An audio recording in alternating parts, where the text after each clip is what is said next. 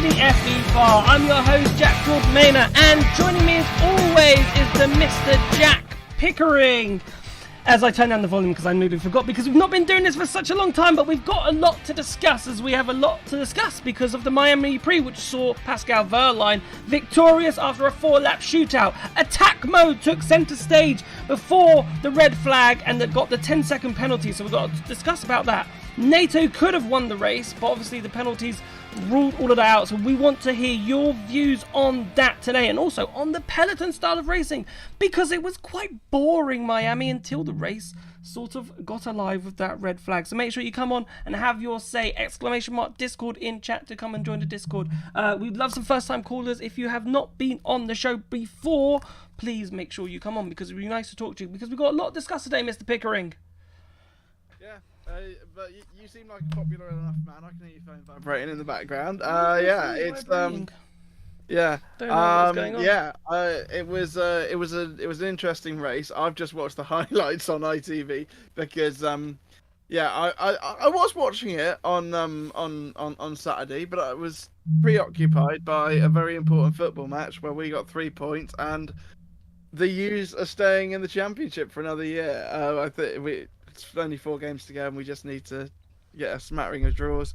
But yeah, I on the bus up and down, I was watching not just FE, but it was a whole weekend of motorsport action. You had MotoGP, you had F1, you had the feeder series as well. So yeah, and IndyCar. So which wasn't great for Formula E, to be honest with you. That there was all those motorsport series. It was not a great weekend for a race. In fact, the Andretti team principal, who was at the race on Saturday, flew over to Long Beach. Yeah, that was always part of the plan. As they were there, that was always part of their plan.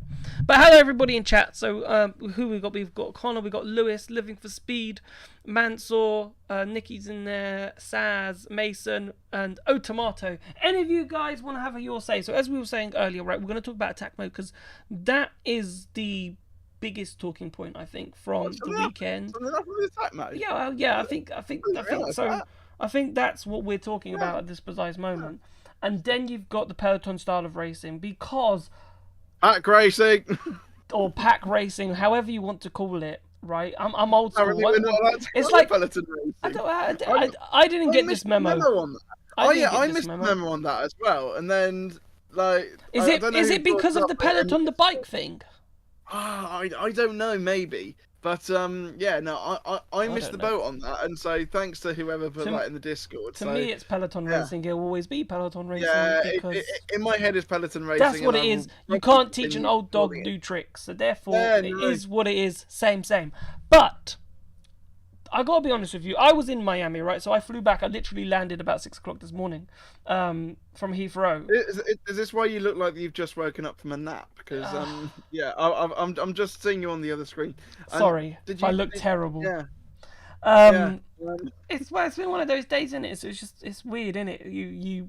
I've come back from 27 degrees in Miami to 6 degrees in the morning with my t-shirt and shorts on, and you're like, oh, this is not great. But I loved it though. Miami was awesome. I really enjoyed the city. I'll be honest, I'm loving the weather at the moment in the UK. I didn't like what it was last week because I don't have aircon, and in my car at the moment my aircon's broken, and so driving back from work each day, I've had to have the windows down going down the A43. So I'm going down 70 miles an hour with that awful sort of like wind slapping noise thing that you know when you drive quickly down the dual carriageway, and the wind makes horrible noise. Yeah, I've had to put up with that because otherwise I just start to bake in my own car. Yeah, no, I get that, but so yeah, that's why. So if I'm looking a little bit dazed, I'm apologising, and I don't have my glasses on. I've just gone for the day without my glasses because no. I'll be honest, I was thinking that as well. And I thought he's just woken up. I've not woken up. I've been up since like 12. I've been up since 12, and I've been busy. I've been prepping the show, getting the show ready. You know. To be fair, I wasn't out of bed at 12 either, and I didn't have the excuse of going to another country. And I hardly slept on that plane, right? I was at the back of the plane, window seat. Window seat is actually the worst. It's brilliant, but the worst on long-haul flights, because And the worst going over the Atlantic as well. No, If you want to look at it seasonally, you that can't. the turbulence. But you know when you want to go toilet, right? And you're on a plane, right? Yeah. And you want to go to the toilet, and you've got a window seat, right? You feel bad telling the other people, "Can you move for me?" Right? Yeah. Right? And I just wait. Thankfully, right? I should have, right? I was gutted actually, right? I should have had a whole row to myself. Right? So the plane had stopped boarding, right? I was at the back of the plane on this A380, right? Back of the plane, so 3 seats, right? And the plane had finished boarding, and I was like, oh my God, I can lie down. I can make my own bed of these 3 seats. But, of course, right, someone else has clocked on, right, that I've got my own row, and thinking, right, I don't, and he's sitting in the middle of like 4 seats. So there's 4 seats in the middle, and he's like in one of these middle ones, and he's spotted that row's empty, and he can sit. So he moves from his seat to my aisle seat row, and I'm like, and my heart was broken because I was like, no, I can't lie down. That's not the end of the world, because I'm assuming no one was sitting in the middle. No one was sitting in the middle, but I still felt. Okay, that's still alright. I still felt bad, right? So I waited for him to go to the toilet, then I went to the toilet. So I was like, boom, right? So then, and I managed to get back in before, and sat down. And then that's my plane story. I like our little tangents. Yeah, when I came back from Mexico City back in 2022? I did it. Oh my God, it's so long ago.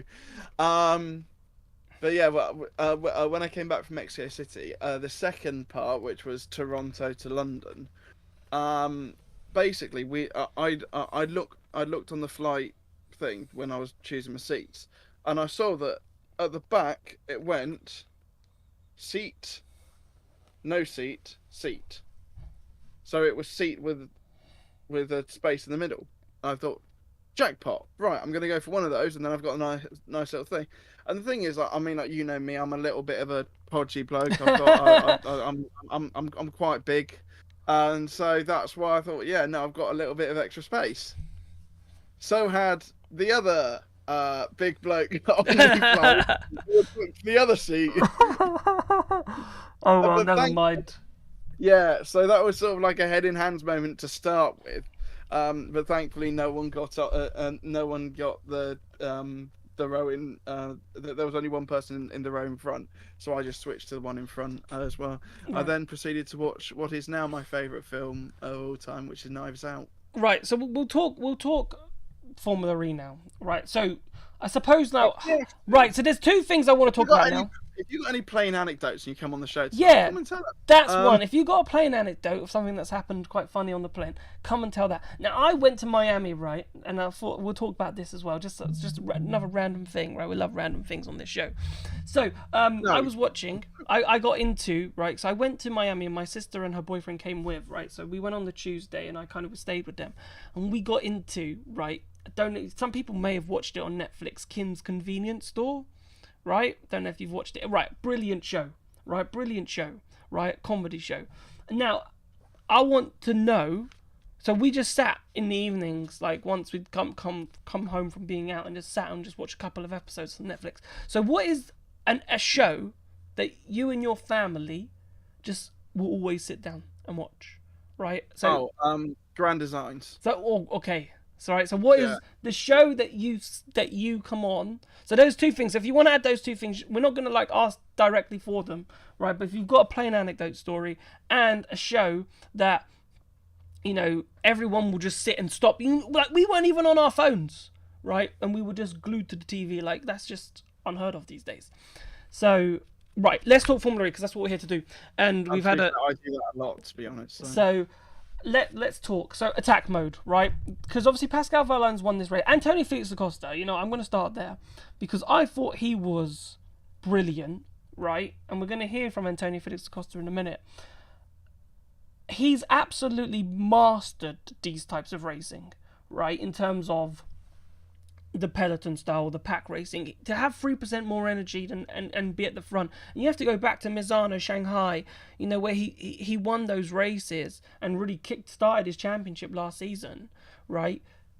He's brilliant, and he did it again, and obviously through no fault of his own, right? He lost his 6-minute attack mode due to the red flag, and then doesn't cause him to win. But let's talk about the attack mode, because does the rule need to be changed? Because attack mode is a different beast, right? Whereas attack mode was an annoyance in like Gen 2 era. It was something that didn't give them much extra energy, didn't give them much extra power, but you had to complete it, you had to do it, right? Whereas this time, the attack mode's so powerful that if you don't complete the full amount of time, you're actually at a disadvantage, right? So therefore, do you think the rule needs tweaking? No.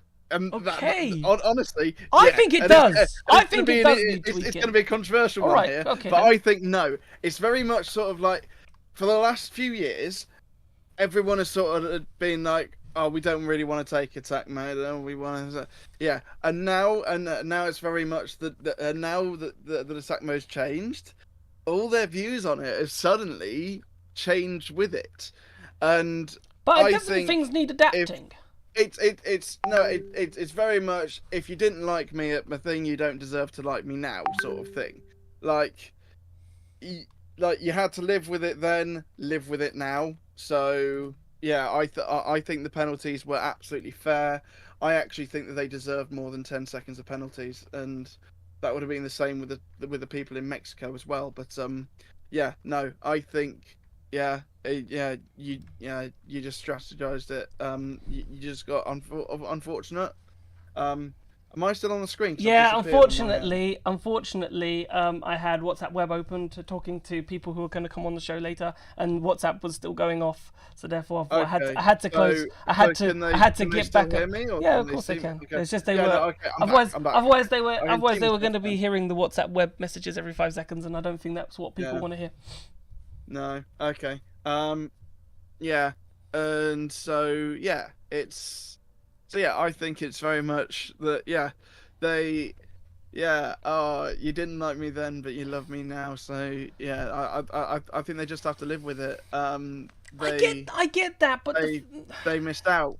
I think the rules should. Tough luck. I think there should be some tweaks, because so Nick Cassidy, right? And not everyone agrees with what Nick Cassidy says, but I'm just going to say what he says.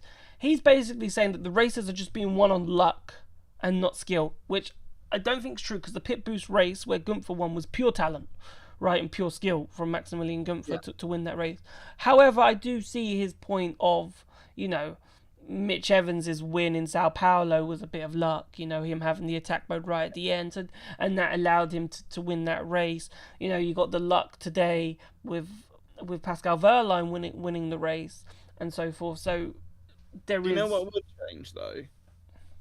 I'd change. So next year, race mode goes up to 320 kilowatt hours.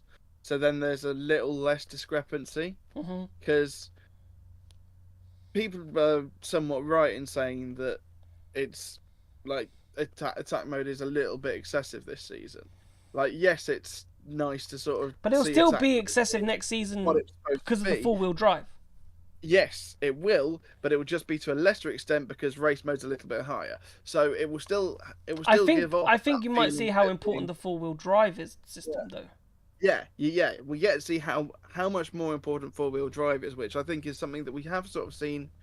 We have sort of seen this season. But I think if they do something like that, we'd see it more next year. But yeah, I think people missed out on using attack modes. Well,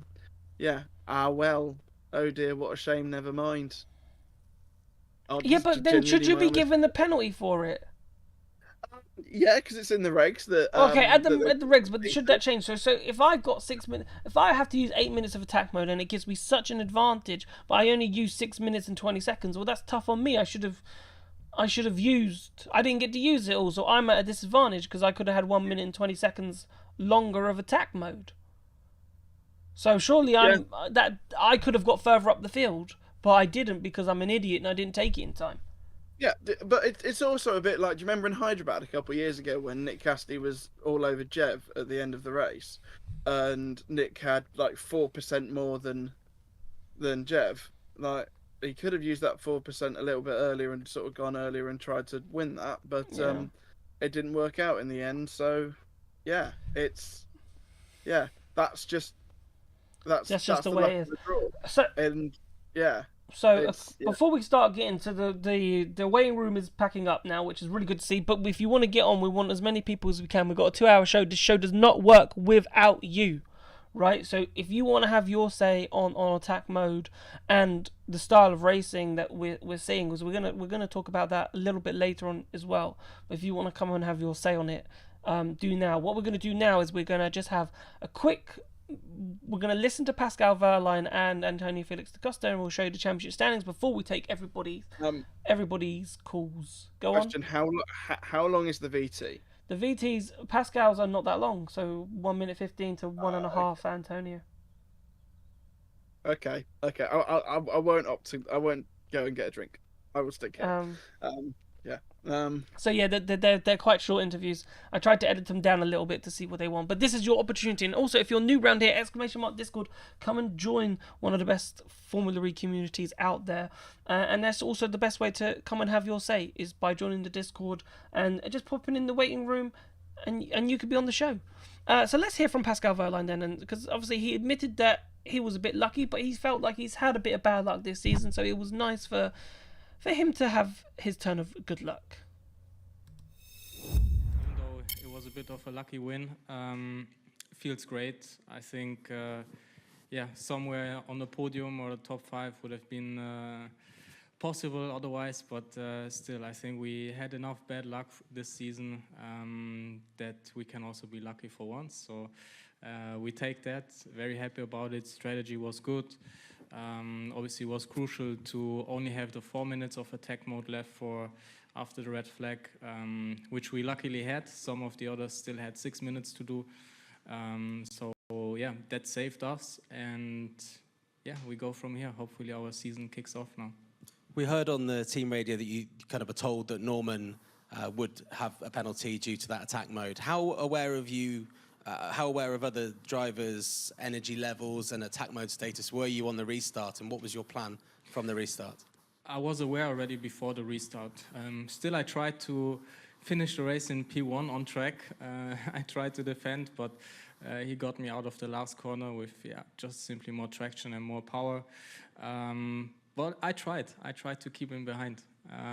But yeah, also my team told me to not do anything.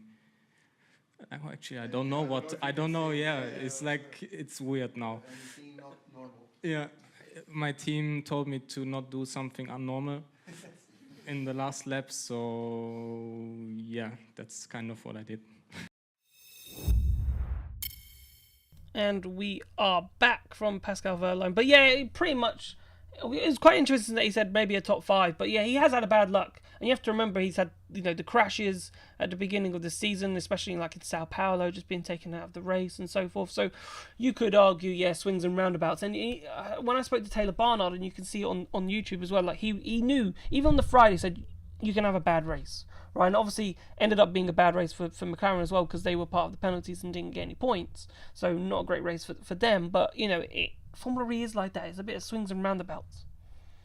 Yeah, and honestly, that's why I'm not. I've started to not really like these single headers because they're sort of building everything sort of. I mean, like some of them have waited 8 weeks to sort of get back in the car and do this, and then you can have the worst weekend possible. And the race is and I mean, I know this is something that I've gone on about before, but I think the race is too short.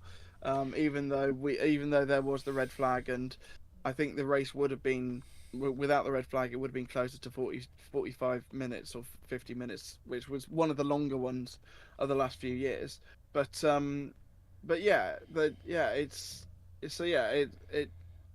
a really unpredictable championship, and we love the fact that it's unpredictable because we genuinely rock up to a weekend going, oh, we got no idea what's going to happen, And I think it is the only series in the world where I can sort of go into a weekend and go, well, one of these 22 drivers are going to win. I know that it's more than likely not going to be like someone who's further down the order, and it is more likely to be someone who's sort of in the top 10. But there are still you still come into a weekend going like there are 16 realistic people who could win a race this weekend.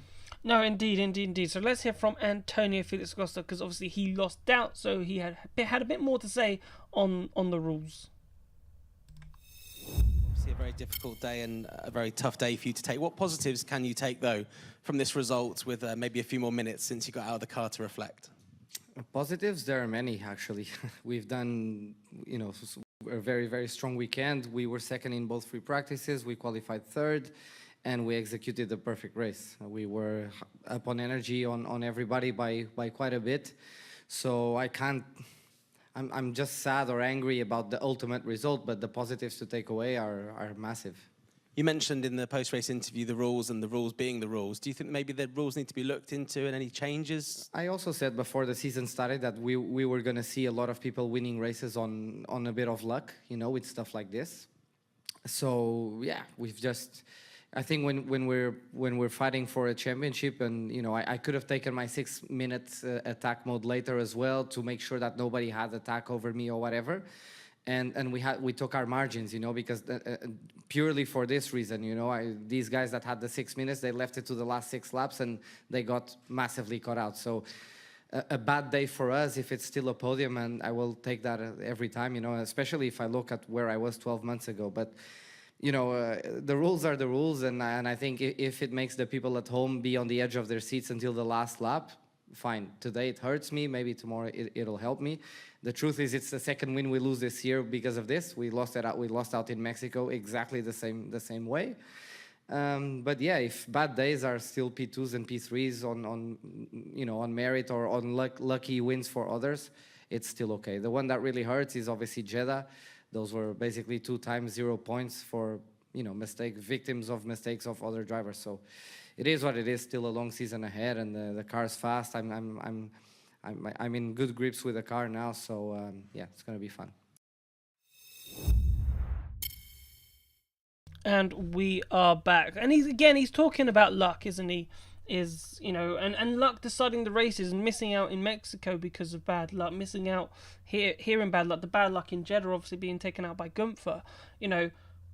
Even though the result of him becoming third and finishing third, despite what happened in his race, losing his full 6 minutes of attack mode because of the red flag, he still picked up good points, and it made the championship a bit more interesting because, Roland only picking up 1 point. He's closed the gap at least Acosta. Yeah, and actually, this is sort of like the one side that I will say. Okay, I'll hold my hands up and I'll go back and say I would tweak the rules slightly, because I do think it's sort of unfair that people like Da Costa activated his attack mode and then the safety car came out. I don't know how they would regulate that any different, and I don't think there is a way where they can sort of hit pause on the 6 minutes. Like, obviously they could do that on the graphics like that, but I mean, I know, and the graphics is another thing. That was an absolute mess with attack mode this weekend. But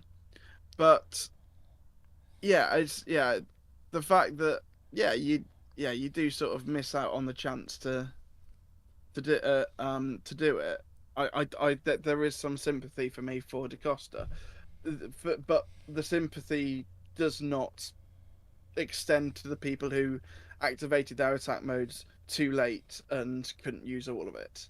Of course, right. So let's have a look at the championship standings then and what that has done. So Oliver Rowland is now on 68 points. He gained the point, did finish 11th on the, well, not 11th on the road, but 11th overall, but then gained a point due to Zane Maloney's 5-second penalty for cutting the chicane, which gave him an extra point to go to 68. Da Costa is on 54 now. Pascal Wehrlein joins Taylor Barnard, but with his win goes above him on 51 points. Barnard in 4th. Gunther holding on to 5th with 37 points. Jake Hughes is in 6th, 27th. Jake Dennis on the same amount of points, as well as Eduardo Mortara. Vern is in 9th, and Mitch Evans, that one solitary win in Sao Paulo is the only points that he has able to muster so far this season. So let's get some calls in and let's find out what people start to think. Again, ! Discord if you haven't, to come on and have your say. It's the only show about Formula E where fans can come on and have their say. Let's speak to Connor.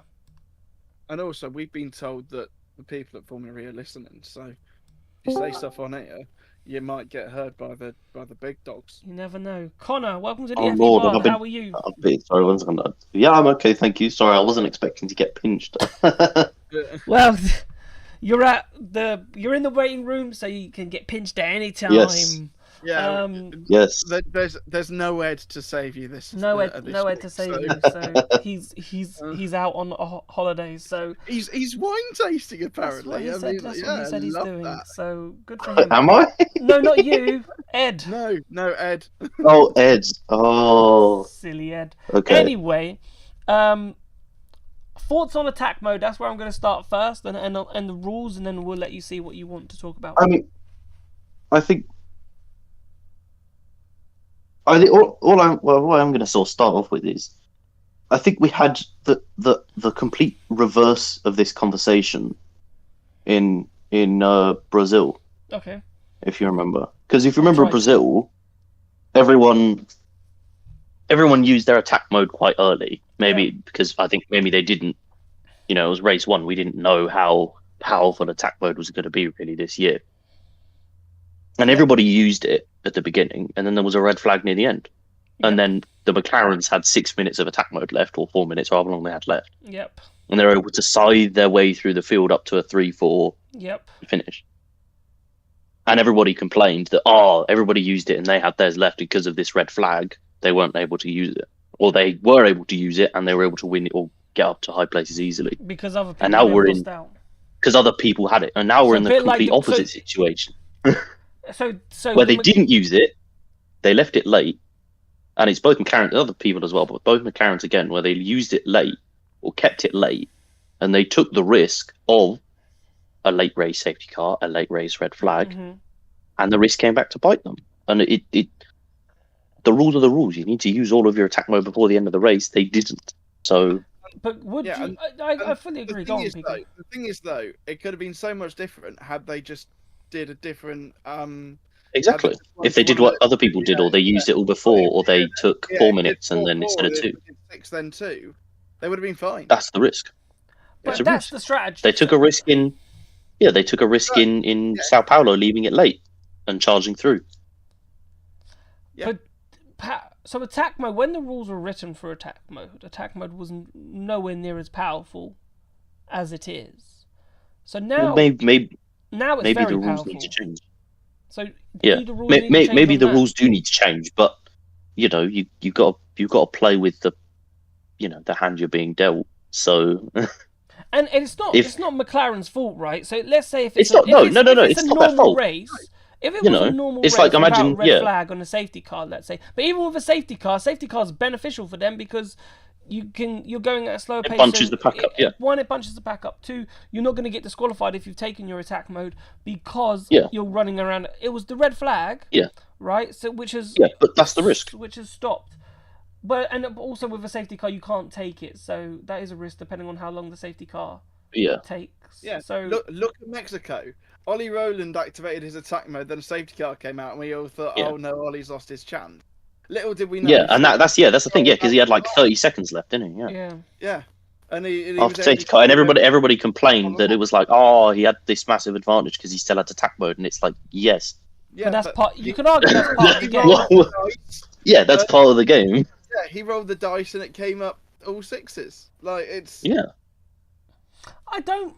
For me, I don't mind it in those situations because that's just racing. That's just luck of the draw. A safety car has helped you. It's brought you back into play. It happens in other series in Formula One. Yeah. The safety car can bring you back into play. A full course yellow might gain you 6 positions because you haven't pitted yet, and all of a sudden you can get a cheap pit stop.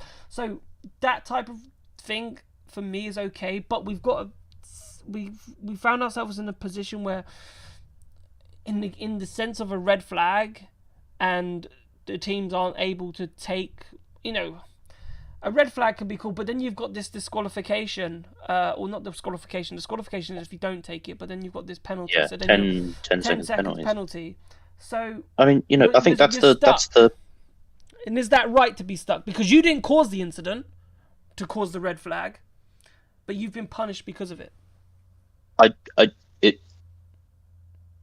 don't know what that's the risk you take, No. you leave it late, and that's the risk you take if you get screwed over by it, I mean. And the only people who got screwed over were the people. It was the two McLarens, Norman Nato, and then I think two other people. I think Ollie Rowland as well. It was Roland, So Barnard, Frines. It was podium. all Fry, yeah, Bird, yeah. And Frines. And yeah. Bernard and Bird. Yeah. I'm counting them as Bernard. fans. Okay. So all 4 Nissan power cars. Yeah. And So- but that's the thing. If they took 4 minutes, they would have been fine. Yeah. It took 6 minutes. And It's that's one of their it detriment. is one of those. It's an intro. What did you make of the racing? Because how did you Yeah, I find think- the Eprix itself with the pack racing style? Because I'll be honest, I thought it was boring. I'm sitting in the media center thinking, well, this hasn't been very good. This hasn't been very entertaining. I don't know what you thought. Yeah, I mean, it wasn't. It's not my. I'm not employed by Formula E, so I'm going to call it Peloton racing. It's not the best racing in the world, shall we say? Do we need to get rid of it? No, I agree. Yes, I think it's because I think yes, but it's quite. I feel like we're not it's getting quite rid of it now for difficult the too. next. We're not getting rid of it now for the next. We're not going to be able to get rid of 2 it for the years. season on Peloton Or tracks. next season. Or next season on Peloton tracks. But I think it's quite because the whole point of the series is sort of conserving energy Yeah. and trying to go the distance. It's kind of difficult to be in a situation where it's like, So if I push, I can't make it to the end, so I have to conserve. But then everybody does that because everybody can't make it to the end. my You my can't. view is basically if you are in a race where you purposely fall from 1st to 7th, that's not a race. Yeah. Not really, no. If you're willing to lose places, that's not a race. Yeah, For me. but I mean, there's not at There the is moment no with the, series. yeah. I know that like cycling's different and everything like that, but in Yeah. motor racing there is no series where you want to Should relinquish be. positions, Yeah. Yeah. and that should never be the case. Yeah. I think we do. We'll talk about this a bit more later on, but Yeah, in the it's second in the it's second kind hour. of But it's difficult. Yeah, I think it's difficult because you can't really penalise someone for dropping back 6 places, can you? no, you It's can't not- do that. But that's just the way that the But cars it- are at it's- the it's- moment, yeah. and the tracks that we're But going yeah, to. the way we almost need Effectively, You Tracks, can add a yeah. point for leading You can add a point for leading most laps, though. But what I was going to say, that's also Maybe. a point. But what I was going to say is that clearly the circuits are not. But yeah, I think the main ready, issue is the circuits. Yeah, But the circuit tracks are these real tracks that we're going to. Clearly, the Formula E car is not ready for them yet. Yeah. And I mean, yeah, it might be I think ready most for them of the at speed, yeah. but not for a race distance.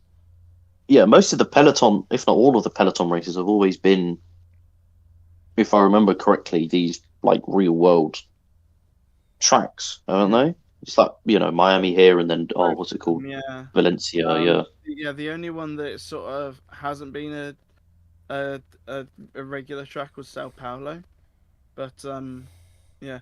But the Anyway, thing is that they decide to cap the usable energy at 38.5 kilowatts, which is Yeah, maybe we could, or maybe if they introduced, if even though it's only a one race, if they introduced pit boost, but if they know a track's going to be a Peloton style race or a that pack might style race, happen from next season. then going, okay, right, we know this is going to be a pack race. Let's do a tack charge, or maybe you can like adjust the amount of charge depending on the track. So if we're at Miami, where it was very much a lot of energy saving. For me, it's up it. So I know it's 30% up to 40% or 10%, wasn't it? So up to like 15 or 20% Yeah. extra charge. So it's like, yeah. For me, it's the fact that there is only 38.5 kilowatts of usable energy, and Yeah. that's about 16 less than what we had in Gen 2. Why have we gone down? We're supposed to be going forward with everything. I didn't know And that. I mean, I think the point is they're that the cars are capping more it. efficient. Yeah, The cars are more efficient, they're so they more can efficient. go Yeah, fantastic. the same But thing distance is, on less make energy. the- But make the yeah, races longer, have more usable, because that's the thing. Range anxiety is like the number one problem. I think with- it's the with same. yeah, electric I know. You know what the problem is? So I have to probably cut this conversation a bit short, but I think what the problem is, if you make the races longer, the cars will go slower. Slower. Yeah, I think if you were to up the energy, but then don't up the race. We've actually may have lost Connor there. But I think I know what he was going to say. If you up, but then you get faster races, but then it's that balance between overtaking. Unfortunately, I'm going to drop Connor back into the waiting room because we have lost him. And we'll get somebody else in. We'll get. Cheers for coming on anyway, Connor. So Sorry about thank that. you for coming on. Thanks for coming. You went into a robot and then never came back, but you were on for a bit. So Yeah. Right. we'll Who are we getting continue in from next? there. So let's get SB10 in. I've forgotten his name. He just likes to be called SB10. Yeah, he does like to be called SB10. You're 100% right. You see, I'm a man of the people. You I are remember you are a things man like of the this. people. SB10, Sambird 10. Welcome to the FE Bar. What would you like to talk about? All right, so I really like to get your guys' opinion on the Peloton, because after the race, right, I was really thinking about it, and I was thinking about it last night, and I'm actually on a video, right, because I really want to get my thoughts out on the Peloton, because I really thought we were done with this. With after Sao Paulo, after Mexico, after Jeddah, all three of those races were really good with the attack mode and all that, but then we got to here, and I'm like, oh man, not again. But we all And knew I it was mean- going to be a Peloton. That's true. We did know it was going to be a Peloton, and to their credit, it's not as bad as it was at Portland or Misano or anything like that. But I think just the crux of what causes the Peloton, in my eyes, is the type of circuit they go on. Because, I mean, for years, right, we've been wanting them to go on more purpose-built facilities, but I feel like Correct. purpose-built facilities at this point are just encouraging Peloton. Because they're wider, they're faster, they have more sweeping corners versus hard braking corners. And you can very easily just pull off to the side and let 3 or 4 cars stream past you. And you can't really do that on tracks like Sao Paulo or Mexico City. So I think if they really want to get rid of the Peloton, which I know they do, they got to focus on the tracks and not focus on the golden lap or whatever they were trying to introduce earlier this season. Oh yes, I remember the golden lap. Oh, I'd yes. forgotten Forgot that. all about Why'd that. you Don't remind bring me? up the trauma. No, I think you're 100% right. So for me, I think the Peloton races, we've got to do something about it, because I was sitting in the Right. media center and I watched the first and I thought, this is boring. Like, Yeah. this is boring. And I didn't know when the go point was going to be. And to be honest with you, doing the track walk, which I hope everybody watched, by the way, It was very good. I knew that those 2 long straights, right? The go point's going to be so late in the day, right? It was going to be last couple of laps, so it was just jostling for position in a 2-lap sprint, and that's not racing. And to be honest with you, I don't think Formula E themselves enjoyed it that much. Homestead was one of those places. It was the start to sort of begin the conversations of getting Miami back on the potential, the calendar in a sense. So Right, right. there is talks. Obviously, they did the Evo sessions at the Hard Rock Stadium. There's a lot of talks going on. They were at the track, but there's nothing to say that a shortened version of that Miami track in the Hard Rock Caf Stadium will still not be a Peloton. So because obviously, even if they were to use that long straight, even if they chucked a chicane in that long straight, if they use that back section, that will create a Peloton, because that straight is so long and these cars will struggle with that. And it depends on how they cut through. I don't know what track layout they use, to be honest with you. but it'll be interesting. But my opinion is, I think time's up on the peloton style races. They're just too confusing. Right. And I went and spoke to a ton of fans, right? And I could have told you that after Portland, it was too Right. confusing. yeah, but Yeah. I went and spoke to a ton of fans, right? I gave away the driver signed autograph cards, right? Mhm. And loads of people who were there had no idea what they're at a Formula E event, but they don't really understand what Formula E is, Right. So, they're watching that, and I don't know if they're going home thinking, that was good, or that was interesting, or was I entertained in that first 20 minutes during those until the red flag, and then it was all a bit crazy after the red flag. But then you had Nato crossing the line. He technically won the race, but gets the penalty. But these people don't understand why he's getting a penalty Yeah. because they don't know the rules.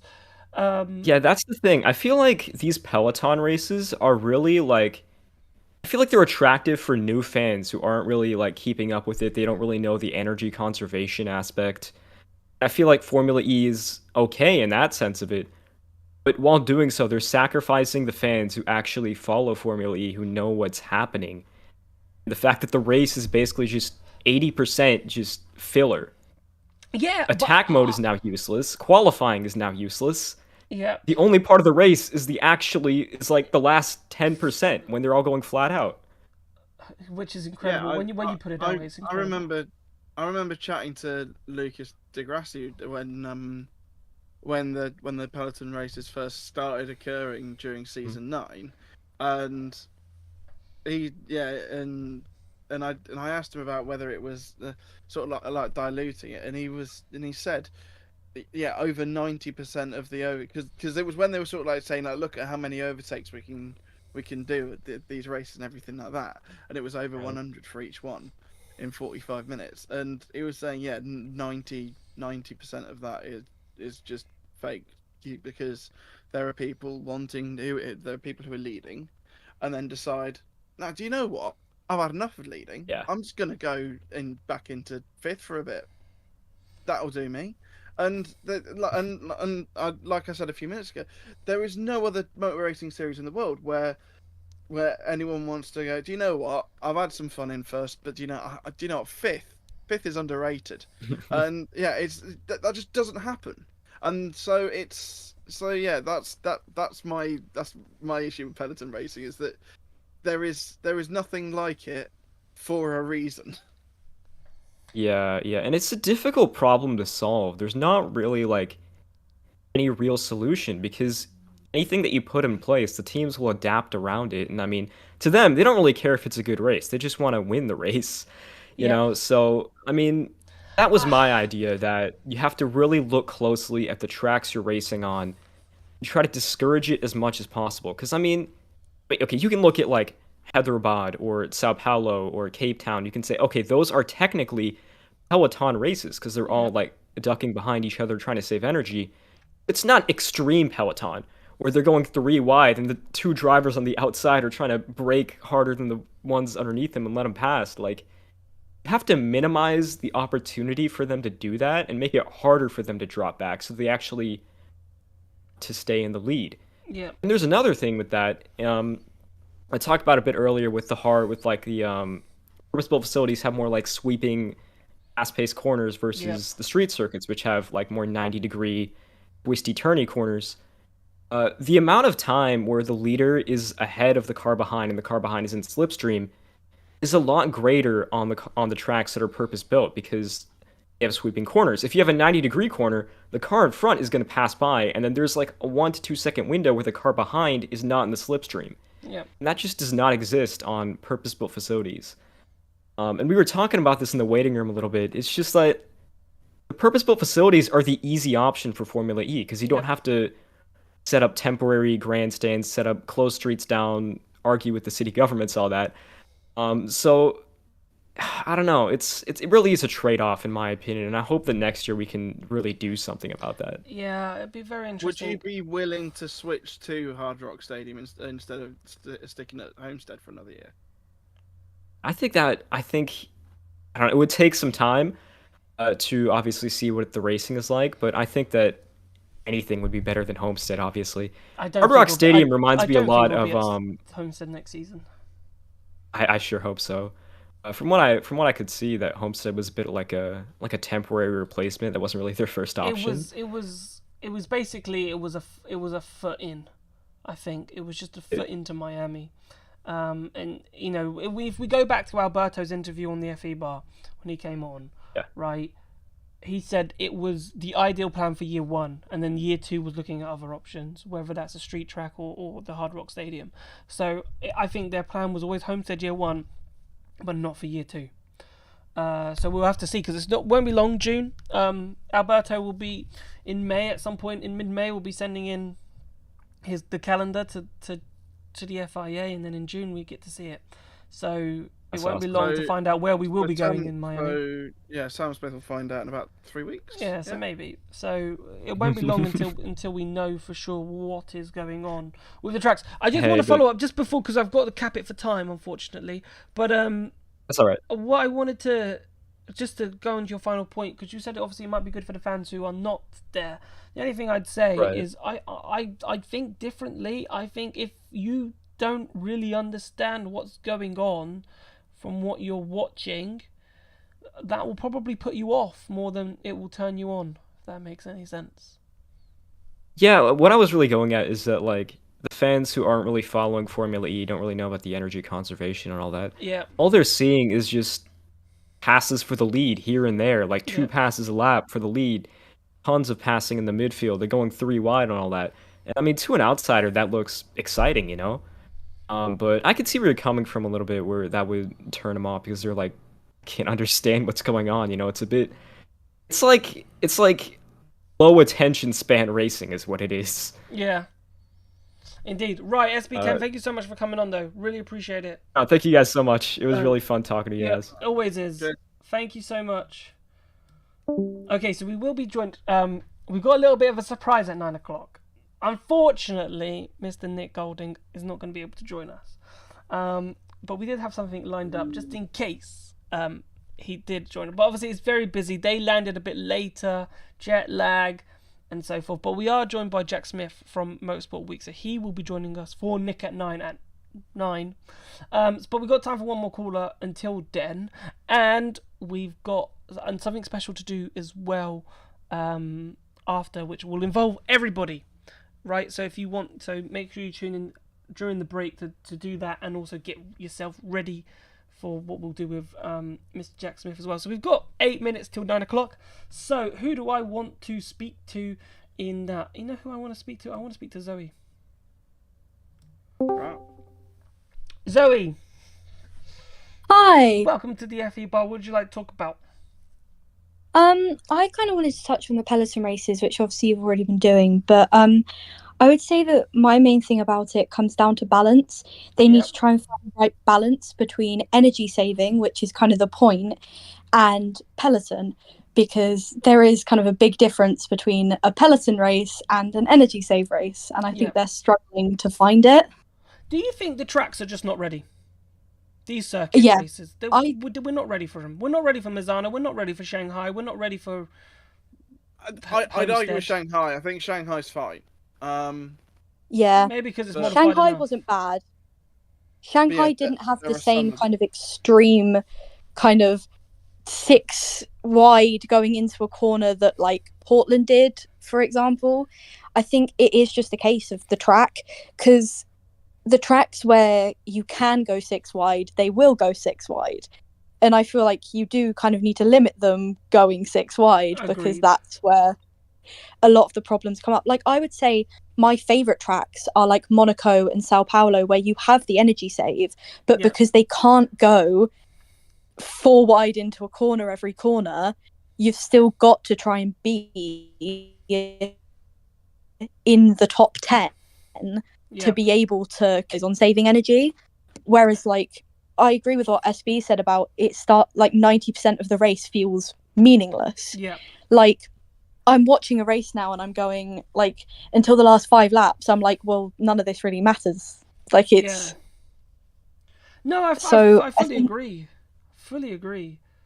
Like I was watching that race and I was just like, this is pointless. And I think I've watched many Peloton style pack racing style races and gone, it's pointless until someone goes. But it's just amazing that someone like Da Costa has learned how to be brilliant at it. And it's also interesting, if we talk about track design, Berlin, they can make their own track for Berlin, but they make a track that seems to be a Peloton style track.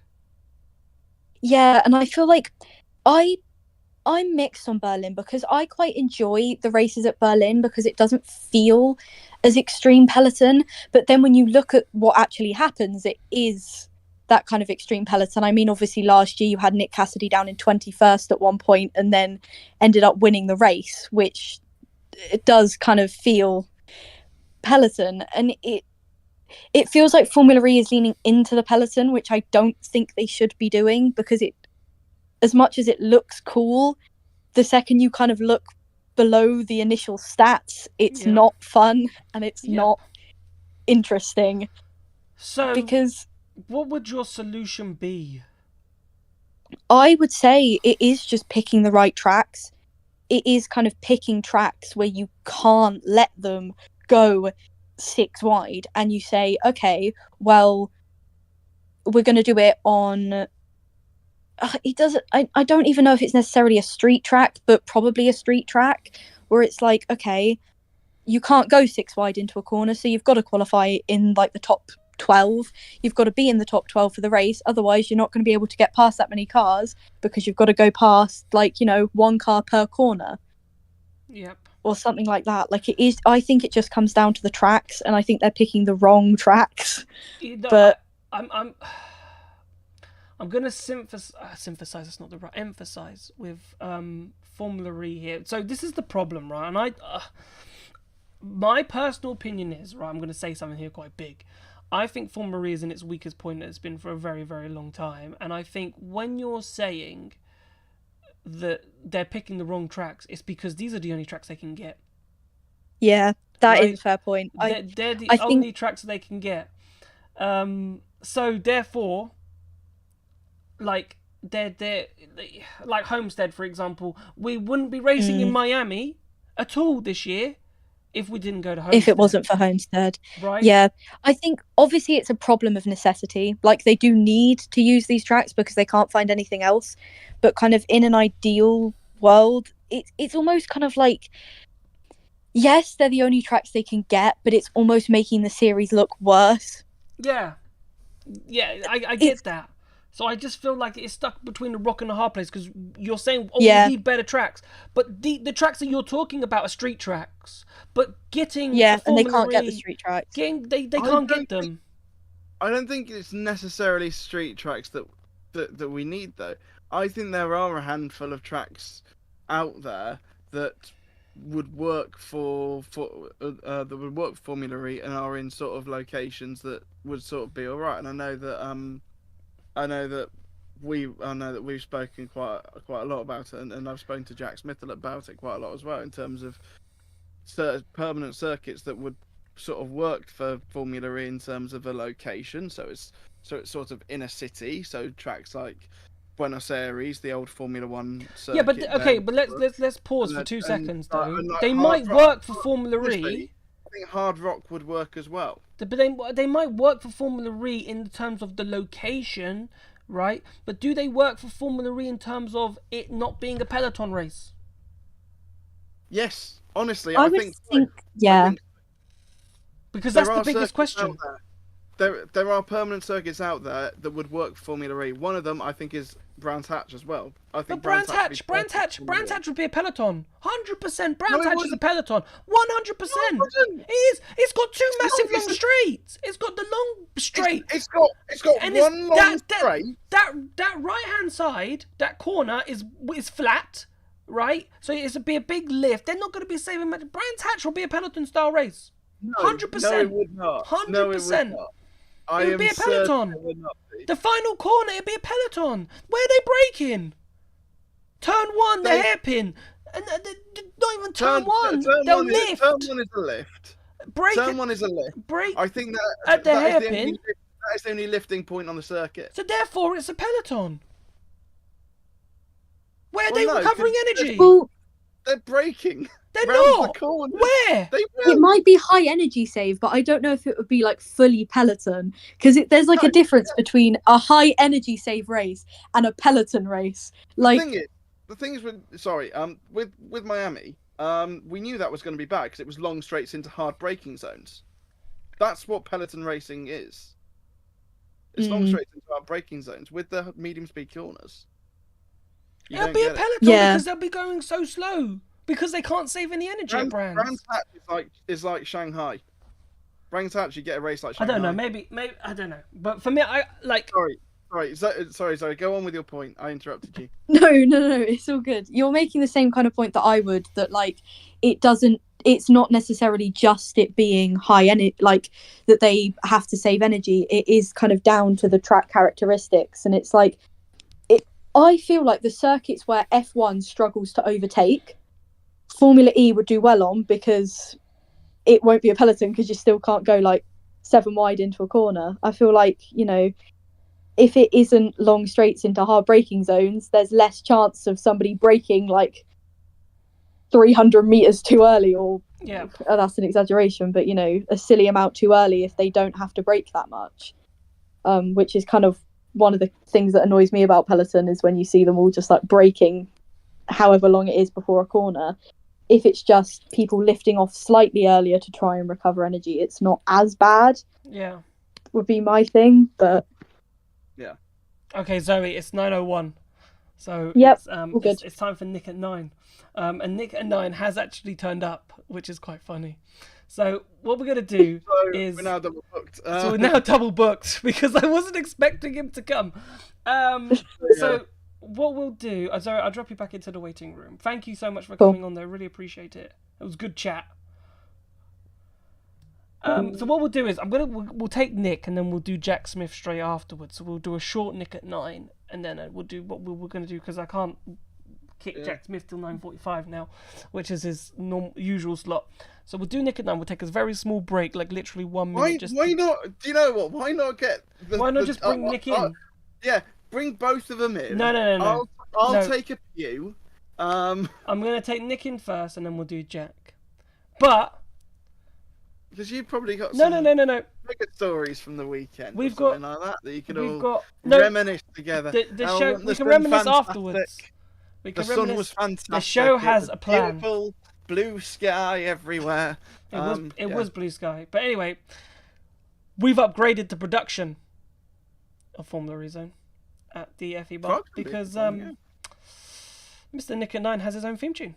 So we'll bring him in, no break, and I'll play the theme tune. We're not doing a break! No. For God's sake. No break for you, because time's of the essence now. It's Nick at 9. It's Nick at 9. It's Nick at 9. Hello, you're live.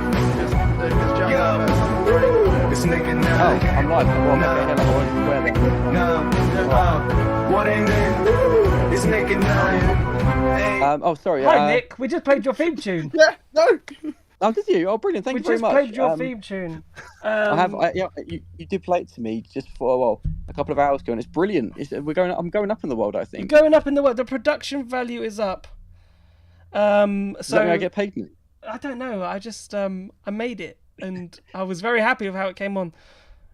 So I thought, we'll go for it. And I wasn't expecting you to come on because I did book in Jack Smith then for 9 o'clock. So I'm going to get him to come on after you.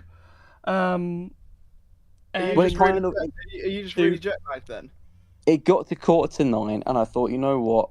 I've literally walked in the door 20 minutes ago, and it got to 8:45 because originally I did say it's pretty unlikely tonight because I am pooped. Is being polite, having not slept for what is now 38 hours, if I make it correct. But then I saw it was getting nearer to 9. I thought, you know what? I'm awake. What better thing to do than talk about whatever that was on Saturday? Whatever that was on Saturday. So we've had a lot of discussions, right? And maybe we can get your perspective. Go for it. There's a lot of been about the Peloton style race, and Miami was fairly boring until the red flag. And is this the end of that? We need to stop Pelotons. But then the discussion has been about, well, we're caught in a rock and a hard place because we're trying to go to tracks, but is this Gen 3 Evo car at this precise moment not ready for these tracks? Therefore, we get this style of boring racing until we get to the end when they decide to go. That's a very deep question after that long back. Right, I mean, let me think about that.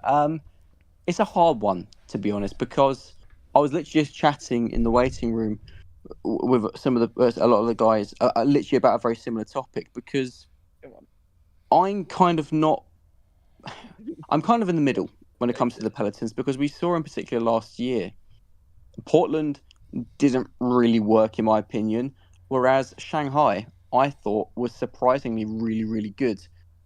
And then of course we got to Homestead, which is, I mean, probably the widest circuit when you get to the speedway section in particular that FE is gonna ever see. Must be up there with one of the fastest circuits we've ever been to, and it just didn't work. It was the problem you have with the Peloton style is, yes, it's brilliant to see the stats of 400 plus overtakes. That's only good if everybody can understand it. That is those who are watching it on TV and maybe are an FD purist.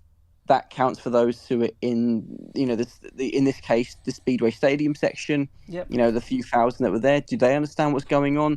Quite clearly, the answer is no, given that even they all thought that obviously Norman Nato won the race. But most importantly, obviously, if the media themselves, the ones who are supposedly meant to know everything about the series, are confused with what's going on, then how are they supposed to report on it? For me, Homestead somehow managed to go beyond Portland, which is both terrifying but equally very, very impressive. So big up Homestead. It's a hard one. It was never the right venue. No. And obviously whether we go back there next year or not, who knows? It's 50-50. But it's just, even the drivers didn't seem to particularly like it. I thought qualifying was pretty good. I wasn't a fan of seeing the fact that the drivers were doing 3 build-up laps before 1 push. I thought that's, it kind of felt like the old F1 qualifying where they would literally go out, do a couple of laps, do 1 hot lap, then sit in the garage for 5-6 minutes. This was kind of the flip reversal. You have 5-6 minutes of them just circling around doing nothing, 1 lap and that's it. So it was too much to give a short answer. And I think we need to go to the Hard Rock Stadium, which is not only what the media want, it's also what what all the drivers want. To be honest, every single driver I spoke to has said that what they use for Evo sessions was brilliant, and actually all they've got to do is extend that a little bit, and then you've got a proper good Formula E circuit, which might be a peloton, but it's going to be one with more elements to consider to it because it's a difficult circuit. No, interesting. I thought the first stage of the race was boring. I must admit, I sat there. I don't know what you thought, but I thought the first, and then I'm thinking, what if I think it's boring, and everyone else will probably think it's boring, and then therefore these peloton style races are not great. I'll be honest. I preferred it to Portland. So really, but why though? Explain. I'm not sure because it might just be like the Portland run before that little kink into the final corner. Yes. Like the first year we went there and it was genuinely all 22 going into that corner. It did look like a crash waiting. It felt like it felt like an accident waiting to happen. Where I'm not sure whether it's because the camera angles were a little bit different or if it was just like a little bit tamer, or maybe that was like the first one and we're used to it now. But it sort of felt sort of okay. I'd sort of put it on the level of Misano. But I'd say in terms of peloton race, what we're supposed to call it, pack racing. Yeah, that's it. Pack racing. That's the official line. In terms of that, I'd say worse than Shanghai, better than Misano in terms of what I was. On a par with Misano, Yeah, and so I'm really intrigued about Shanghai because I thought that was probably the biggest surprise last season because I really enjoyed the Shanghai races. I thought, despite the fact it was a peloton, it was quite a fast-paced one, and we saw genuinely the quickest driver on the day win. That quite clearly wasn't the case in Homestead because Pascal Wehrlein didn't even make the duels. I You know, think with Shanghai, the first corner sort of lends itself to Formula E because Formula E is all about sort of lifting and coasting, and that is the biggest lifting coast corner I think on the planet. You don't break into turn one, you lift and just sort of turn it in, and then you eventually start braking as you sort of come into the apex of turn two. you see, at least the thing with Homestead compared to Portland is with Portland, as you got towards the latter stages, and when you get to that point where the pace then does increase and it's flat out, overtaking then becomes a real challenge. And we saw how hard Nick Cassidy, of course, was having to push last year, and of course that led to him making a title deciding error in Homestead. You had Norman crossed the line to start the last lap in third, and ended up on the road winning the race. And I think the bigger problem is the fact that attack mode is just too powerful. Yeah. It's literally gone from one extreme to another, which is where it's going to be really interesting what happens, in particular these next two races. Well, these next four races, should I say, but next two host cities in Monaco and Tokyo, because despite the fact Monaco had, I think it was 403 overtakes last year, I think it's going to be difficult. Last season was 403 overtakes at Monaco. I believe, was it 400? It was in the hundreds. I think it was in the hundreds. Yeah. No, Portland was 403, but Monaco was pretty high. Yeah. No, Sorry, Monaco was over 100 because remember the top four hardly moved, especially once Jaguar. To be fair, whilst we're talking, could somebody quickly, because obviously Formula released a stat about it when it happened, could someone please Google how many overtakes that the Monaco Eprix had last season, just whilst we debate this, because that's going to really annoy me now. I'm going to pass that over to chat. I'll pass that over to chat. I'm sure chat will tell us. Please. Because I think this season, Monaco is going to be easier to defend at. Where the cars are faster, naturally that's going to give the drivers less time to make an overtake. So I think that's something that'll be really interesting. In Tokyo as well, we saw how difficult it was to overtake there, especially in the latter stages when the pace increased. So in terms of attack mode, I think these next two circuits are going to be the real big decider of is it too powerful, or is it actually the issue is the circuits that we've been racing at rather than attack mode itself, if that makes sense. 197 apparently was the overtake. 197, there you go. So I apologise. It was Portland was 403. Yeah, Monaco was 197. Which, regardless, I don't think we get anywhere near either race. I'm surprised it was 197. Honestly, I think Monaco will be arguably could be the best Formula E races, because I think the four-wheel drive will be powerful, but overtaking will be limited, because you're right with the speed of the cars. So therefore, you're gonna the choice between 4 and 4 or 6 and 2 will be really interesting to see what they try and do to sort of get through the pack, because the chicane turn 1. Maybe the hairpin if they're lucky. I think there's mainly free overtaking moves, unless you dare do it into the tunnel.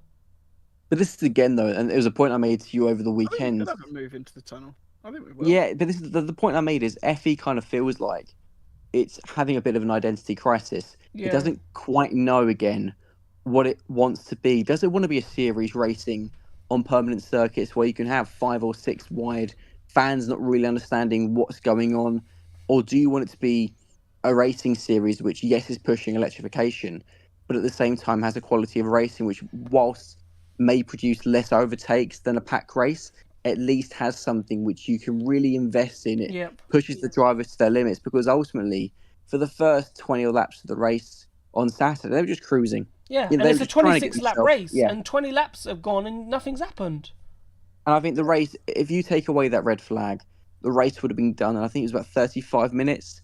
And for that, you probably get maybe 5 minutes of actual good racing, which kind of makes a bit of a mockery, in my opinion, that you got fans who have paid good money, obviously, to go and watch some racing, have a really good day out, and they kind of, in the end, get 30 minutes of formation laps, effectively, a 30-minute procession, and then 5 minutes of an actual dash to the finish. I think this is a good conversation to come back to after Tokyo, because I think we're going to learn an incredible amount about what the rest of this season, but also next season, is going to offer us as a spectacle after Monaco and Tokyo.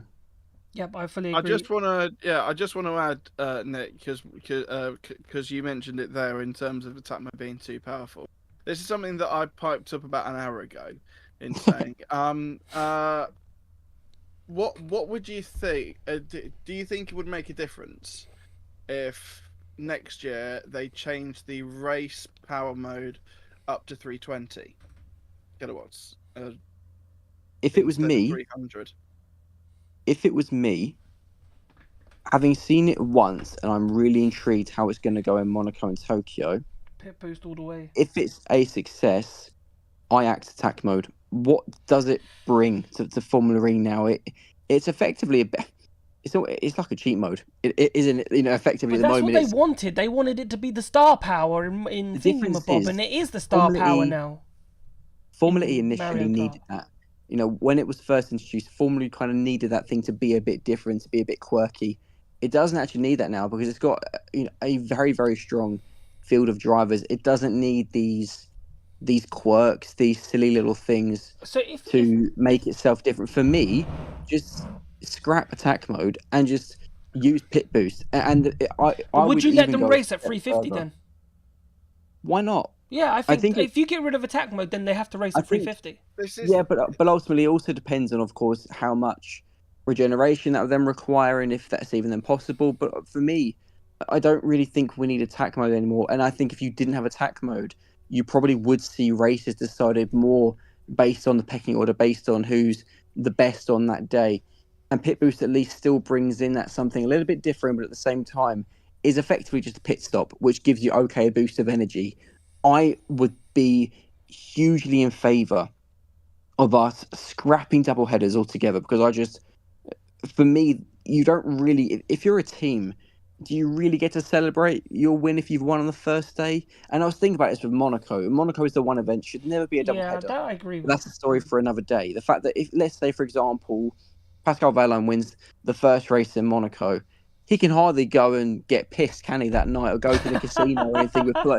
He's got to be back in bed by 7 p.m. But he could do it on the get back up Sunday. at 5 the next morning, and if he was to go and crash in race 2, it kind of then, puts a hold down on the entire weekend. I would say let's just go for 18 single headers, starting in December, ending in August, and each one has pit boost. Let's see. We see in Formula One, look at Red Bull at the moment, how bad their pit stops have been. Yeah. They've been known for being so amazing at pit stops, but they're making mistakes. Pit boost, having that element will just make the team have a part to play as well, which means it's not all on the driver. That will just make Formula E, I think, easier to follow at least because you know what to expect. And everyone's You'll know comfortable with whereabouts pit they're stops. running. The thing And is, at the same time, it brings that element of the unknown into it in regards to will it be a good pit stop, will it be a bad one? Because attack mode now, you just know that. I mean, the best example, Pascal Wehrlein, as I said, didn't even make the duels. He started, in the mid pack, and yet, was so quickly up to the front. Name one other racing series where that can happen. I'm talking cars as well. I'm not talking MotoGP. Yeah, That's a any little bit racing. different. But one other single-seater series where you see drivers in the space of a couple of laps literally go from at times the very back of the grid to the front. It's just not. It's not realistic. It's not in my eyes motorsport. No, and that I fully agree with. Nick, we are out of time. Oh, thank you, because I'm going to go to bed. Yeah, and we're going to get Jack Smith in from Motorsport Week. But thank you very much for coming on. All good, guys. I'm glad you got home safe, Jack. Yep, very good. Pico, you need to be the next one. Stay, guys. Oh, yeah, I'll see you eventually. You will. All right, love you, really. Right, in a bit, guys. Bye. Love you too, bye. I was going to get Jack Smith in, but he seems to have disappeared. I had a game set for him, which I wanted to play. I've got it already. I'm just going to message him very quickly. I can get you on now. What happened? We'll give it 1 minute, right? But I think when he said get rid of attack mode, my initial thought was, nah, I like attack mode, but it makes sense. Right. Okay, so while I appreciate Nick's pitch for a single header weekends, it goes back to the point, and I know that you've made this point in the past as well, where you have you have the practice, you have the qualifying, and the race is only about 35 minutes long, and But it yeah, just feels that there's not enough racing. there's not enough racing. Yep. And so there is part of me that I'd like to have a format where and I've said it before, I think we need to be sort of the World Superbikes to F1's MotoGP, and World Superbikes has 3 races over the course of a weekend. And one of those is a sort of a sprint race. They call it the Superpole race. But why don't we have why don't we have a sprint race which has the attack modes, and make it reverse grid for fun of it, and then you have the qualifying for the 2 main races which are pit boost ones. So then you've got more you've got more bang for your buck. So it's more interesting for the people who are at the circuit. You got more stuff to watch, and yes, it will take it will take a little bit away from each event, from like a winning perspective. But the thing is, when you've got a series that has these constant breaks of 8 weeks or 5 weeks or 6 weeks, and this has been a constant problem since the beginning of Formula E. There was an 8-week gap between Beijing and Putrajaya in the very first year, and when you've got something like that, it's just sort of irritating that you just sort of have to live off that last small amount of thing for that long. And so I'd sort of, because we are struggling for getting events on the calendar. Yeah, of we have course. we've got 10 locations this year. We had 10 locations in season 1. Our net growth has been sort of 0%. So yeah, why not make it so that we have sort of multiple rounds over the course of a weekend, a few races over the course of a weekend, just to make it a little bit more. Yeah. No. Yeah. I agree. And that's my pitch. I've got a meeting with Jeff on Thursday. No, I don't. Hello, Pete. Hello, Jack. Hello, Jack. And hello, Jack. Hello, Nikki. Hi, Nikki. We'll get you on. Are We'll you try and see ready? if I can. Ready? Yeah. What would you like to talk about? A lot of things. Go on for it. Right, go on. Basically, I didn't like the race on Saturday. Go on. There were parts of it that felt controversial to me, like Nick Cassidy's penalty for whatever reason that was for. I agree with the rules to an extent when the red flag came, but I still think there was a little bit of controversy around that red flag. What do you mean I controversial by the red flag? I think they had to throw it just because the track was blocked. Yeah, so sorry, I didn't mean that. I meant I agreed with that, right? But I actually just heard what Nick said, and I actually agree with what Nick said about maybe getting rid of attack mode and having single races with the pit boost as a solution. Yeah. Yeah, it could work. Because to me, there is no other solution. We're just going to constantly have these bad races, aren't we? If something doesn't change. Yeah, so I do think something has to change. But then I understand that some people say that there are tracks that work and tracks that don't work, right? You know, people say Shanghai is a better one and so forth, and Sao Paulo is quite good. But obviously Sao Paulo is a street track as well. But then you go to places, I just think that those 2 long straights, it was a recipe for disaster. I just think Miami was another sort of track like Portland, which I didn't like either. And I happen to have to agree with Pico from the very beginning. I've never liked this peloton style of racing, and I still don't. Yeah. It's boring. It's not entertaining. It's hard to follow. And it's very hard to follow. Yeah. Controversial, all the other things that come with it. The thing is, the very first one, the first like proper one, and yeah, it had sort of been like you'd sort of seen like flickers of it in races before, but the first proper one was Portland, and that was at 1 a.m. British time. I want to point out it was not a 1 a.m. race in Portland. Otherwise, No, obviously, because the I Americans wouldn't have would be fallen asleep behind. during it because it was. And honestly, I think I remember texting Jack during it, just going like, "I've given up on live tweeting. This is too hard to follow." Yeah. Yeah, because they were swapping and changing every corner, and like I was saying, like into that little chicane at the end of the lap, you basically had 4 wide. It looked more like the photo that they take at the start of the season, where they've got all the cars out and they're all Yeah, standing yeah, yeah. cars. Yeah. It looked more like that than an actual motor race, and so yeah, And also, I'm not saying that we should be like Formula One. And people might say that if we had if we had a pit stop regularly, that's probably what some people would say it was like. But in my opinion, it'd make the racing more raceable. So it wouldn't be the polo style. It would be like overtake on strategy, for an example. So to me, that would make the racing more interesting for me if we had the pit stops and people could race on track, because it's getting to a point now where there are certain people that are in the back of the pack that don't necessarily get a chance to win races because it tends to be the same people over and over again as well. Yeah. Yeah. But the thing is, if you're qualifying badly or something like that, obviously if you are a talented racer, and I mean, like, obviously Mitch is one of those people, and he did go from last to first in Sao Paulo. But if you've qualified at the back, that should be sort of like a punishment. Like But it wasn't for Sam, was it, on Saturday? To be fair, Sam qualified 19th and got to 5th. Yeah. If that had stuck. 5th. But yeah, it's yeah, but yeah, and that's and the thing is that it is sort of luck of the draw, because as Connor pointed out at the start of the show,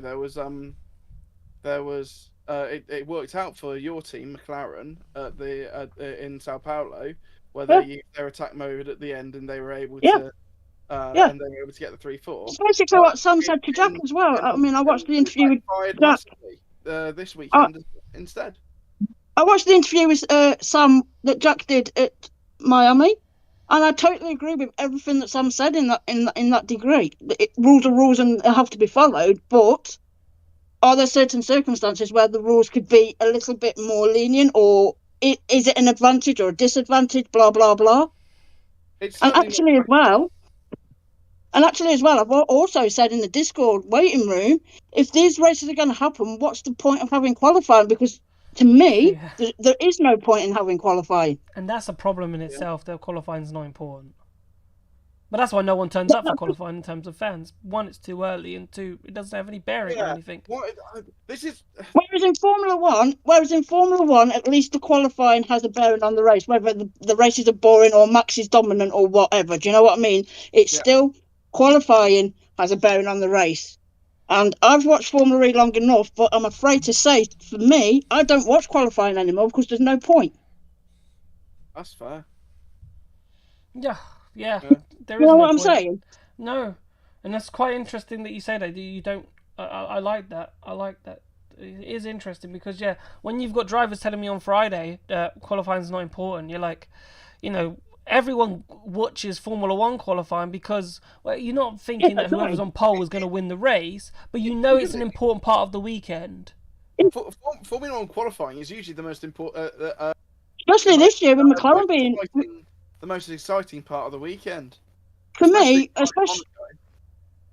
now, Formula One qualifying is more important to me than actually watching Formula E qualifying, because McLaren are dominant. It's like a fight between the Mercedes and the thingy bob. And in Formula E at the moment, we don't have like that type of. Do you know what I'm saying? I think we do, but the problem is because you don't know who's going to be on pole. Like Verlaine could be on pole, Da Costa could be on pole, Rowland could be on pole, Barnard could be on pole, right? Nato was on pole. Nato was on pole. You don't know who's going to be on pole, right? So with Formula One, we do have the same. However, Nato got pole position, and on a different day, if it was like He would Formula have won One, the race he could have and won the finished race. second. He wouldn't have dropped all the way down to 5th or 6th place. He But would have carried on and been okay, but it's just the style of racing. also, in my opinion, there's no consistency in Formula E. How so? Because one race can be totally exciting, and the next race will be a peloton style racing, and it's boring. So you know what I mean? The thing is that's just motor racing. You get a really dull race in Formula One. Then like last weekend in Japan, that was Boring as hell. But Bahrain was a somewhat exciting race. That's just how motor racing is. That one weekend it's sort of meh, and then the weekend after it's actually really good. That's just motor racing. It is motor racing. As I said, you get boring races, you get boring football matches. I've been to 0-0s, I've been to, not great So football I just matches. like with my team You know, playing crap. So, Are you staying up, or are you staying up with the Oxford, or are you going down with the? I think we're going down, mate, and the Oxford are staying up, mate. I think Okay. so. Don't tell Natalie I've said that, because she wants them to stay up. Yeah, of course. But see, you get that with every sport, even Formula One. Like we woke up for Suzuka, and it was like a waste of time waking up for Suzuka. So you get boring races, you get boring games and matches in any sport. It's just in terms of Formula E, it's looking at it and going, okay, but this is happening consistently. Too frequently. It's a more of an issue than you can have a bad race, cool, fine, the next race could be brilliant, whereas when we go to these peloton styles, like I know people said Shanghai, but we could go to Shanghai and it could be a bit like Miami, who knows, right? So it's a bit of a weird one. It isn't it? That's just my opinion, and I'm grateful that I can voice my opinion. I'm not saying that I'm right or wrong. I'm just saying that's how I see it, and Cool. Well, Nicky, I'm going to let you go. All right. Thank you so much for coming on, because I'm going. No problem, mate. See you later. I'm going to get Chris in because Chris disagrees with what we've been talking about in terms of qualifying. I just want to ask very quickly, Jack. I'm assuming Smith Yes. ain't coming on. Huh? Oh, I don't know. Say that again. I'm assuming Jack Smith ain't coming on. I haven't heard back from him at the moment, so. Okay, fair enough. You're right, Chris. Yeah, hi, Hello, how are we Chris. all doing? Good. Right. So qualifying. I saw see, your message in chat. Yeah, see, I disagree with that. I find qualifying, as exciting as the race, to be honest with you. I'll be honest. When a qualifying is close, oh, that's good. I remember the first time that this qualifying format was introduced, and it was honestly, it was toe to toe, like all the way through. I want to say, was it Stoffel who got pole in that first race in season 8? But it was it was like 15 thousandths of a second separated them at the line. And that was sort of when we were like, okay, this format is incredible. But yeah, no, I mean, I think it's not the fact that it's. I think qualifying's entertaining. That's what you're trying to say. I yeah, think qualifying for Formula E is entertaining. It just doesn't mean anything. Whether it's relevant. That's the difference. Okay, should it hand out more points? No. I think it hands out too many points. It's not because already. It's not relevant because of the points. It's not relevant because of the race. The race just completely disregards qualifying. Yeah. I agree, but Gunther could have. I know he crashed, but he could have started 20th and finished in the top 3. I know Mark Webber did that in Shanghai once upon a time. Went from 18th to 3rd, right? And it can happen. But he did have the most powerful car. But so it can happen, but that doesn't happen frequently. Well, there was that race in Abu Dhabi where Vettel went from pit lane to podium. But again, he's in the best car, right? He's in the best car, so therefore possible. Whereas in Formula E, it's quite even spread. So therefore, if you have a bad qualifying, you should pay for it. You shouldn't be able to have bad qualifying, miss out on the jewels, but then still have an equal chance as the pole man of winning the race. Yeah, yes and no. It is too easy to overtake, especially with attack mode, and especially with the tracks that we've been to this season. I mean, Sao Paulo feels like it was years ago, but we've had 4 very fast tracks. And I am interested to see what it's going to be like later on in the season when we come to the slower tracks. I know we don't actually have that many on the calendar this season, though. Yeah, I think the next 2 are sort of the slower circuits. It's Monaco and No, I do think They're we're sort of in the for a next 2. treat with these types of because it will be a bit more of a challenge. But these are proper, right, Formula E tracks. Whereas you wouldn't count Homestead, you wouldn't count Shanghai, you wouldn't count them as proper Formula E tracks. No, agreed, and that's why. Yeah, why do we struggle to get since Brooklyn? Why are we struggling in America? Why are we struggling to get a proper Formula E style track? Because end of the day, America is the home of circuits and the home of street circuits. Yeah, and we were chatting in the Discord last night because IndyCar was on. Yeah, Long Beach. Go back to Long Beach. absolutely. The full circuit for Long Beach, I think, would be perfect for Formula E now. Yeah, I agree. Could they partner up with IndyCar? I think that would be difficult. I think they run. Did they have IMSA on Saturday or something like that? And I'm not sure. But Yeah, I'm not sure. But I know that IndyCar. I'm not sure whether it's a Penske Entertainment thing, whether they tie in with IMSA or they tie in with NASCAR. Because I know that they did a NASCAR weekend at Indianapolis, where they did 2 races together a couple of years ago. But like even then, do it a week. Even if you can't tie in with that, do it a week beforehand when all the infrastructure's up. Yeah, it's a no-brainer, isn't it? Really? You just have to shut it for a couple of days, and if they're shutting it for the next weekend as well, I don't think they'll mind too much. If when they shut it, it's sort of consecutive weekends. Yeah, and they've got St. Pete's as well, which is also an option. Yeah. So because I think you said last night that you'd prefer St. Pete over Hard Rock, isn't that right? Yeah, 100%. I'd prefer St. Pete's over Hard Rock. That's more of a Formula E style track, whereas it would be another Jeddah, which, don't get me wrong, I enjoyed Jeddah. I really did enjoy Jeddah. I think Jeddah was good. It just had one too many chicanes on the front straight. Agreed. And they did look like Gen 1 Formula E chicanes where they just whacked some tyres up and called it a day. Yeah. I mean, it wasn't as bad as Homestead. Like some of those chicanes, Jesus Christ. That 910 on the back, obviously, where Hughes had that crash. Yeah, I think it was an evil, but it was a necessary evil because otherwise you would have had 4 extremely long straights on a circuit. So I sort of understand why they had to put chicane in on the back. Yeah, but it was the wrong circuit. Yeah, it was. Yeah.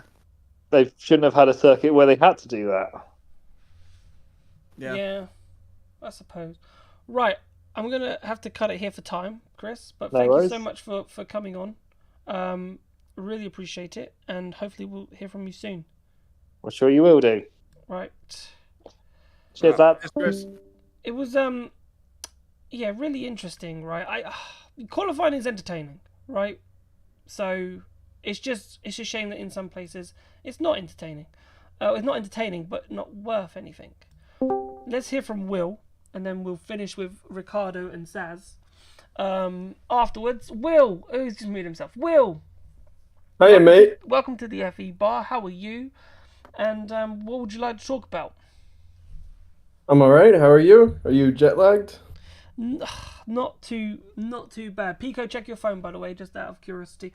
Okay. I'm surviving. I had a great time in Miami.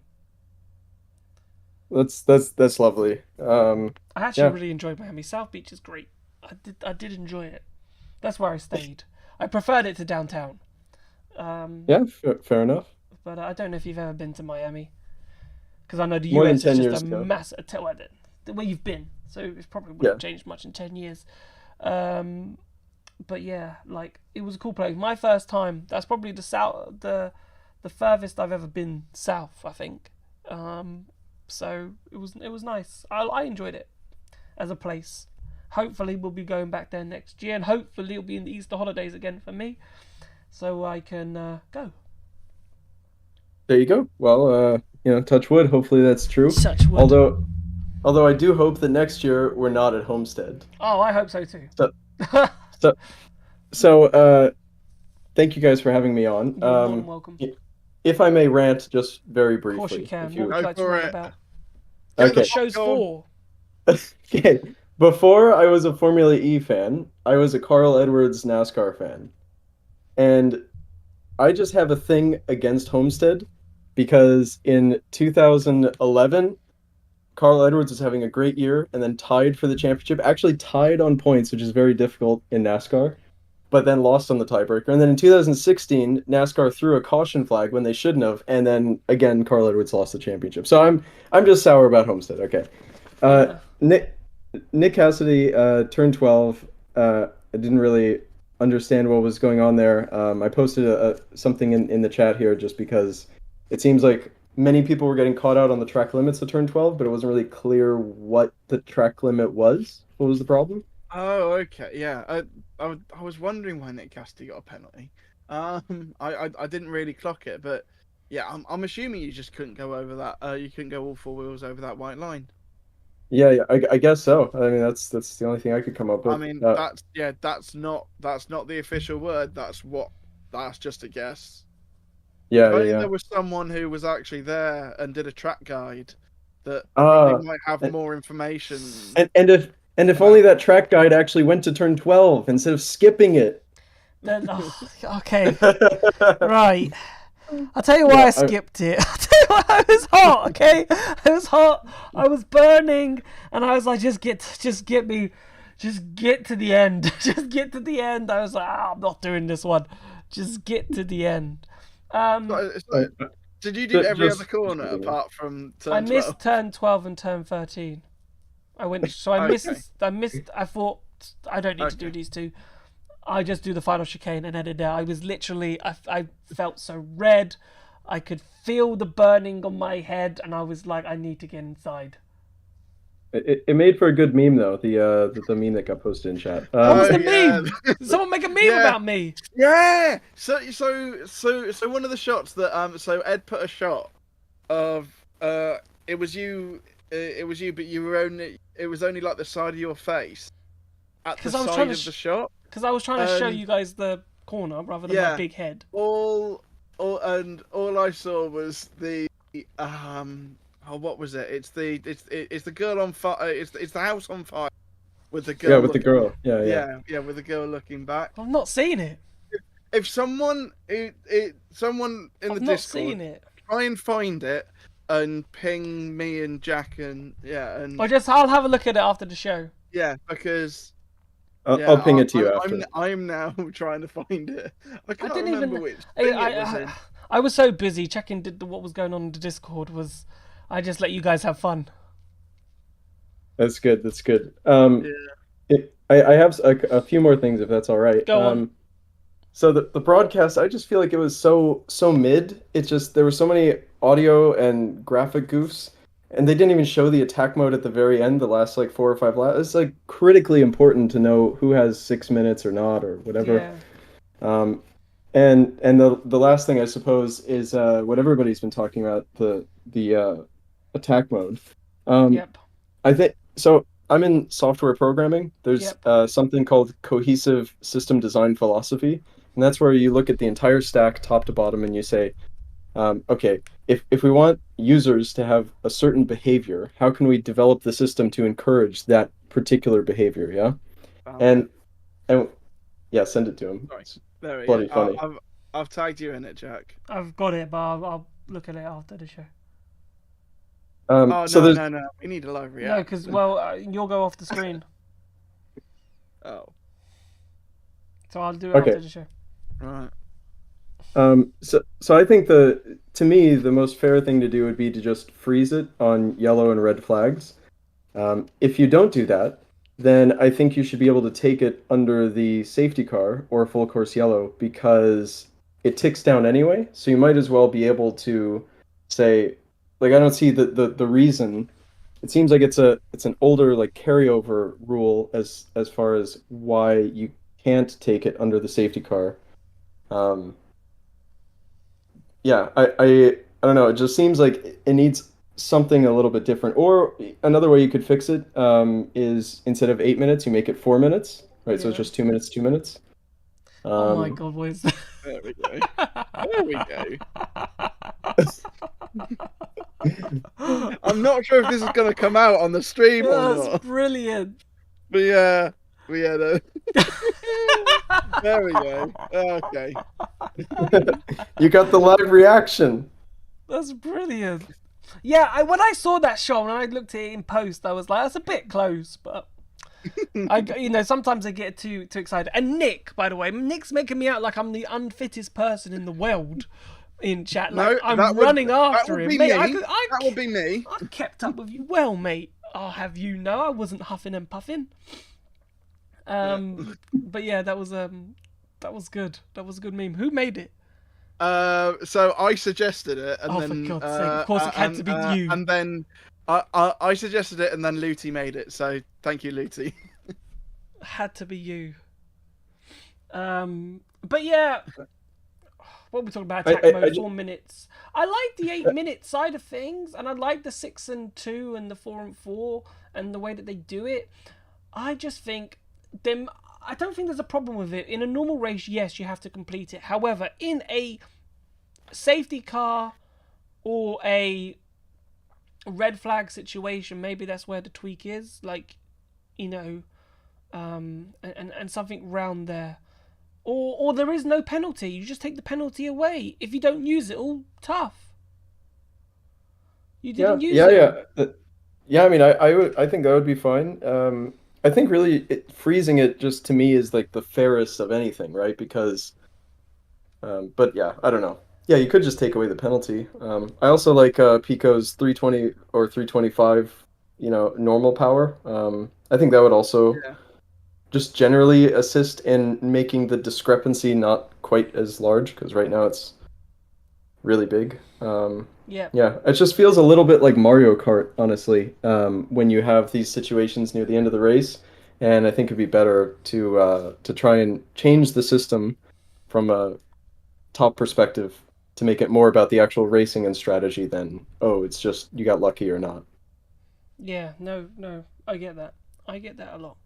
All right, well, thank you so much for coming on, because I've got 2 more people and we're getting close to 10 o'clock, so thanks for coming on. And thank you for having me. And hopefully we'll speak to you soon after Monaco. Lovely stuff. Cheers. Bye-bye. Cheers. Bye. Bye. Right, we'll get Ricardo in and we'll finish with Saz. Ricardo, thank you so much for waiting in the waiting room. I suppose it's what it's called, is you have to wait there. But yeah, it is. What would you like to talk about? Well, I was just I like to talk about the racing and the attack mode. News, yeah, because nobody talked about attack mode and whatever. But yeah, between Saturday and today, I was thinking about some solutions. Okay. Maybe putting a time window to use attack mode, just like pit stops in DTM. I don't know. I don't know. But then if you know how it works. In a time window, let's say there's a red flag within the time window. Yeah, it was the point I was going to talk about, because it doesn't mitigate the issue that a red flag can happen in that time window. So yeah, the problem is still there, and listening to Nick and some other guys, I just thought, yeah, maybe the solution for attack mode fans or not, I think it could be getting rid of attack mode, or it could be the tracks. So yeah, Homestead, it was a large track with huge straights. So yeah, it was begging for Peloton type racing, wasn't it? 100%. So yeah, I was I was waiting, I was discussing with Nikki actually, Yep. maybe the solutions and the tracks, and at one point I just said bring back Paris and Rome, and because those were the Formula E tracks, you know. Yeah. It was the essence of Formula E. Oh, And you make up a really good point. Like, it actually annoys me, Ricardo, and it's a brilliant point that you make up with Paris and Rome, because this is what I said earlier. Formula E, my opinion, is in the weakest place that it's been in a very long time. And the fact that we've lost Rome and we've lost Paris, and you know what? We gained them cities because there was a hype, there was a buzz about Formula E, there was this air of excitement, right, around the series, and we were these paying a lot of money. that too, but these cities were open, right? There was discussions. We went to Zurich. We hadn't raced in Switzerland in 55 years or whatever it was. There was no motorsport, and Formula E brought it back. And then we went to Bern, but then we lost them. We've lost Rome. I know Paris was about a lot of money basically, and about the road markings. There was a lot of politics around Paris, but we had Paris, right? We lost New York because of the Brooklyn thing, but then like the harbor being, but you've lost New York, all these core cities. And the reason, okay, Miami's a great city, so I'll give them that, but the reason I think why we've struggled to keep hold of cities is just because Formula E at the moment isn't progressing as much as, or isn't doing what these cities thought it was going to do. It didn't explode as these cities, and that's why I think we've lost them, and that's why I think we're in the weakest point that we're in. And when people say, oh, it's just not the right track, and I'm like, well, this is the only track we're going to get, so it's this or nothing. We need to get a calendar somehow. yeah, we need, and basically with Homestead, I talked about this in the waiting room as well, and Homestead wasn't. I just knew about Homestead basically in the Febar when we were talking about Jeddah, and I was, yeah, we are going to Miami, but where? And then Homestead, what's this? You know, and yeah, it was basically a mess. Let's just say. I thought at first we were going to the F1 track. We basically went there, but it was for Evo sessions, and yeah, it wasn't good. And I think it could be the mitigation of this problem with the attack mode could be resolved either just committing to pit boost and maybe instead of 10%, then adding 12 or 15%, so drivers can manage the energy as they will, or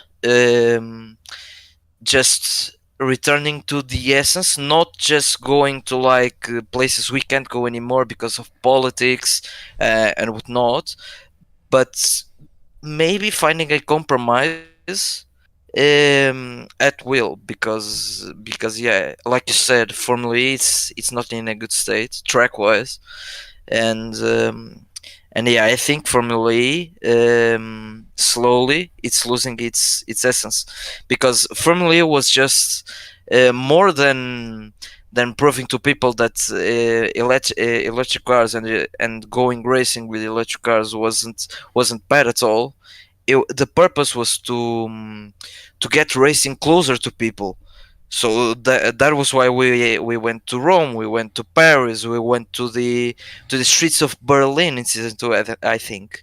Yeah. And yeah, it's basically Formula E and Formula 1 are trading interests. So Formula E is going to more street tracks, and for Formula 1, sorry, Yeah. and Formula E is going to purpose-built tracks, which is not good, either for one or another.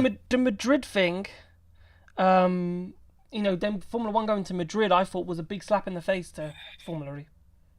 Yeah, it was, because it's still, yeah, it's in an expense of a track that it's not that popular anymore, because it's not suited to this type of cars. Yeah. But yeah, we are basically Madrid. If it was maybe 7 years ago, it would be much more well received than it was last year.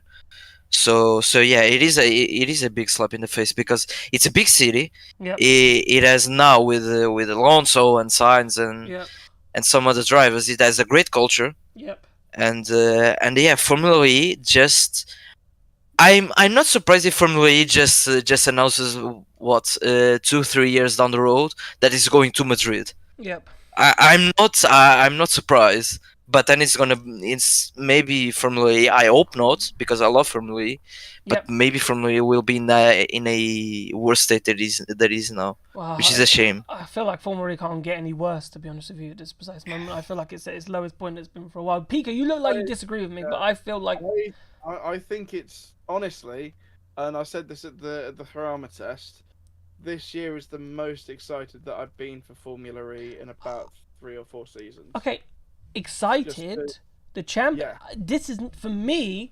For me, it's not weak because of what's going on track. It's weak because of what's going on off track. Yeah. I think you're right in that in that perspective. Yeah, I think it's not great, but the thing is, on track though, I think yes, attack mode is a little bit overpowered, but like I hadn't felt sort of that buzz for a start of the season this year for the last few years. I wasn't like when Gen 3 came in, I was excited for Pit Boost, and then they canned it, and there were points, and I've said it on the show, and I've said it I've said it before multiple times that had Pit Boost not come in, what was the point of Gen 3? Because Gen 3 was just it would have just been a nothing thing. There was no new innovative thing. They just they've just upped the power a little bit. But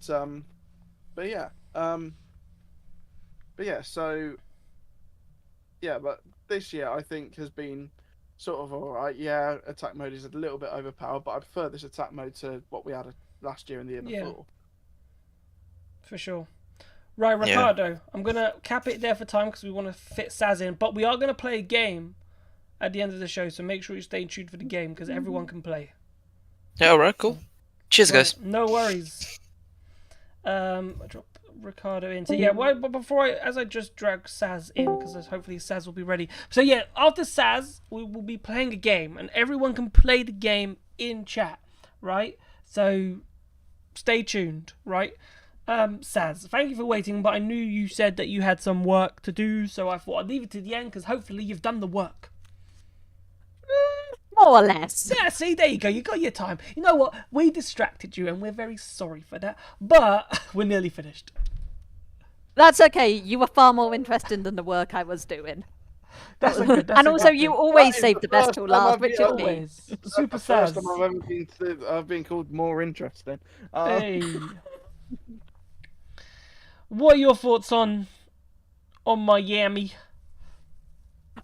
I have a lot of them, although I think most people have said them. Sorry, Saz, I just want to say I have some thoughts on that accent you just put on there. Welcome to Miami. That's all I was saying all week. That's all I was doing all week. I know, and I think you should drop it as quick as possible. Sorry, Saz, continue. No, it's okay. I mean, it was an important question, Pico. Like, you were all thinking it. Yeah, I mean, my idea would be, I wasn't a fan of Miami. The first laps were boring, and then, as you say, it was just chaotic. So, what I need my ideas, which I kind of want your opinions on, is in double headers. Yep. Could you have one race just with attack mode, and then the next race pit boost without attack mode? Yes. But isn't that what we're doing? But isn't that what we're doing already? No, because the pit boost race will also have attack mode. So you take away attack mode. You take away attack mode for the second race. For the second race. But keep it for the first. Okay. But keep it for the first. I like that. Yeah, I think that would work because you'd have two different types of races. Okay, but let's rewind like 2 seconds to the Jeddah race with Maximilian Gunther, and he won. Attack mode was instrumental as well for him winning that race. The strategy and everything that he did played a blinder. I don't think Maximilian Gunther wins that race without attack mode because he fell down to 7th, but then uses attack mode at the right time to get himself through the field. Yeah, because he strategically did well. So I'm why going to not take it away? campaign. I'm going to campaign on the just side that try I it. don't think we need to scrap attack mode. No, yeah, I agree, but I'd like to see Saz's idea. I quite But then like the idea of just trying a pit boost race without attack mode. Yeah, I think on double headers, because you're totally right. Like Max drove brilliantly, strategy blinder, but yeah, on double headers, it would also give the make it, for example, Monaco being a double header and everyone's a bit like, it's less special now. It gives having one pit boost race and one attack mode race. It makes the double headers a bit more interesting. And also, perhaps with the pit boost race, which I've been saying for ages, and I know Nico agrees, like make the races longer as well. So you could have maybe depending on the like a shorter attack mode race and a longer pit boost race. Personally, I'd like to see longer races all over, but that's just me. I'm gonna have to make a shirt and just wear it around by saying make Formula E races longer.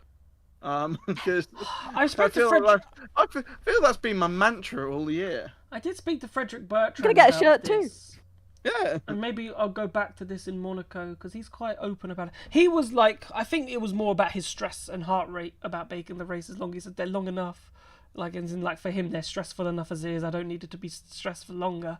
So I think he was going on about it more that way. But then they say that. So I think maybe it could be good for me to dig deeper in Monaco about what the implications are, because I think just by saying let's go longer, there must be some implications for it. Like there must be a reason why we're not doing it. So what is the reason why we're not doing it? So that's, I suppose, what we need to find out. Yeah, and I think especially with like I like Nick's idea of more single headers, but with double headers, it does make it, there's less likely to be a race somewhere near you. So you're spending a lot of money to go for a 35-minute race. Yeah. And I spent a lot of money to get to Miami, and it was a 35-minute race, and I would have liked 2 of them. Exactly. Because I travelled a long way. But at the end of the day, though, it was nice having Sunday morning to sleep in after 2 early morning starts because it was miles away from the city centre. What time were you having to get up? Because obviously practice was at 7:30. Friday, I had got there really early. I've never been the first one in the media centre. I was there at 7:30. I was the second one once, behind for Hazel the Saturday Southwell. to get to, because I was very luckily I wasn't on Friday, so I had to make my own way Friday. But Saturday I was Porsche allowed me to join Nick and Jack Smith to go to the track. So I had to get to their hotel. Yeah, got to make some friends in it. I had to get to their hotel, so I was up at 5:45, 5:30. I set my alarm for on Saturday to wake up to get to that. That's a standard Formula E wake up call. Yeah. To get to the track for 7:30. No, 7:30. Cheers. For FP1. I don't understand it. That one side of the shirt will say make Formula E races longer. The other side of the shirt will say no track action before 9 a.m. Yeah. It's because it's honestly ridiculous. See, look, there's absolutely no sympathy for me in chat. There's no sympathy for me in chat. No sympathy whatsoever. Elms last weekend. I'm not asking and for they it. Yeah, like I went to Elms last weekend and they had like 3 different series on, and they still no track action before 9 a.m. Exactly. And my other question with attack mode is somebody mentioned a time window, but what about having to use attack mode, like you have to take it by, say, lap 20, and as long as obviously it would depend on the length of each race, but that way it sort of would negate the penalties. You have to use it before you hit 40% or something like that, just to... Yeah, something like that, so there can still be that element of strategy, but the person who crosses the line wins the race. But if if there's a safety car or a red flag, you'd have to be given some sort of discrepancy. Yeah, I get that. If you took it at, say, I just think get rid of the penalty. You took it at 40% and then there's a safety car, it's just bad luck or red flag. Because normally after a red flag, there's a restart and they say, well, you took it by this lap or you took it at this percentage, so fair dues. Yeah, fair dues. No, I fully agree. Right, Saz, we're out of time because we got Nick Golding. Nick's come back to play the game, which everyone can play in chat. Right, so we're gonna play. I'll pop back to chat then. Thank you very much for coming on, Saz. Hopefully you thanks finish for the talking work to me. soon. Yes, it'll be fine. I can blag things at 7:30 in the morning. Yep, everyone can. And you just saved the best till last. I know it. Exactly, we always do. Super Saz. Yeah, Always end with Nick Super Golding. Saz. Right, we'll see you later. Well, I can't argue with that theme tune. Bye, guys. We're gonna play again. Okay. Right. Right. As Nick comes back in, Jack, what does Arno Goat? So Arno is a journalist, right? Okay. Who I called Arnie Slot. Well, I didn't call him Arnie Slot. It sounded like Arnie Slot. So every time we mentioned his name, I went Arnie Slot. But he was basically he didn't speak. He was also in the cab, but just didn't make any conversation and was so serious. But I'll be honest. My first week, I was scared to speak to most people. That week in Then Valencia, this guy's an old guy. He's not young. He's not like 18 and shy. He's like 60 odd. Yeah, no, I was. Yeah, well, yeah, no, I was what? I was 23, but I was still proper nervous. Bad though. Because it was like, it would. It meant I just kept singing Arnie like my Slot first throughout the week, whole yeah. weekend, and I didn't need to do that. But Right, so. Hey, Nick. Nick, hold on! It's Oh, not Nick at don't- 9. But he needs to No. be listening to the stream. I don't know if he's actually in properly, though, Nick, at the moment, but he's muted, but it's fine. Well, but he's- let's hear his he's theme tune here. again. Quiet, please. It's Nick at 9. It's Nick at 9. It's Nick at 9. Yo. It's Nick at 9. What ain't it? It's Nick at 9. Hey. I love it. It's like Nick at 9. Nick at 9. And I think at the end, I didn't even put it in the lyrics, but it says, what a guy. And I'm like, yeah, I'll roll with that. What a guy. I don't know if Nick can hear us at the moment. Sorry. Can you just explain how this came into existence? I said we need a theme tune, right? We need a jingle for Nick at 9, right? Yeah.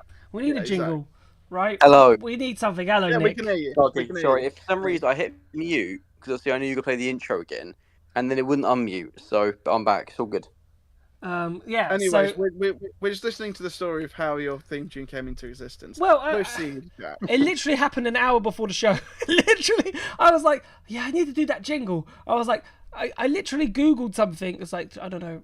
I don't know why I Googled something about jingles, and something half decent came up. And then I was just playing around with the voices, and I found that one. I said, right, play the song. And I was like, oh my God, I'm a genius. And here we go. He's now got his jingle.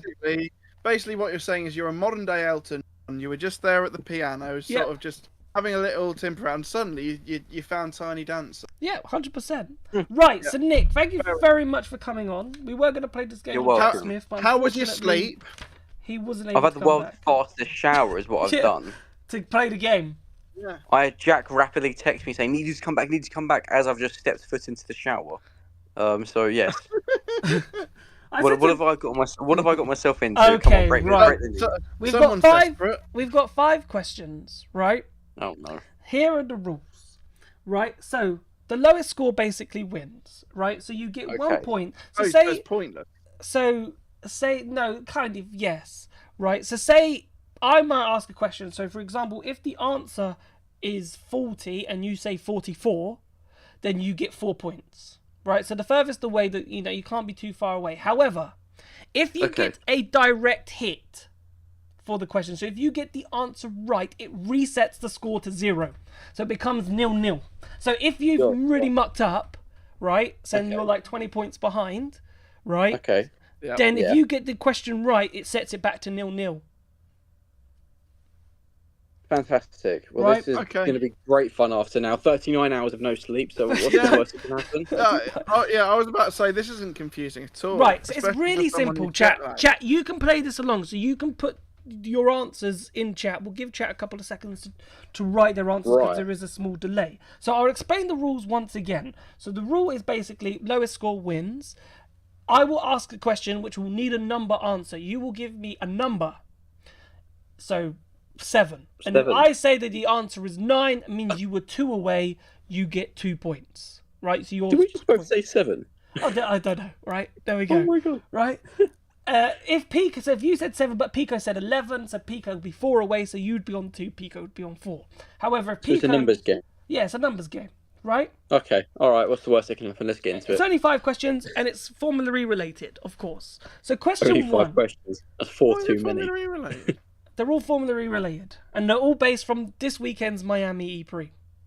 So the event that you two were at. Okay, great. But you Mate, also I'll be watched. honest. I was barely around. Jack was wondering Yeah. where the hell I'd gone. I was actually very. I was very worried.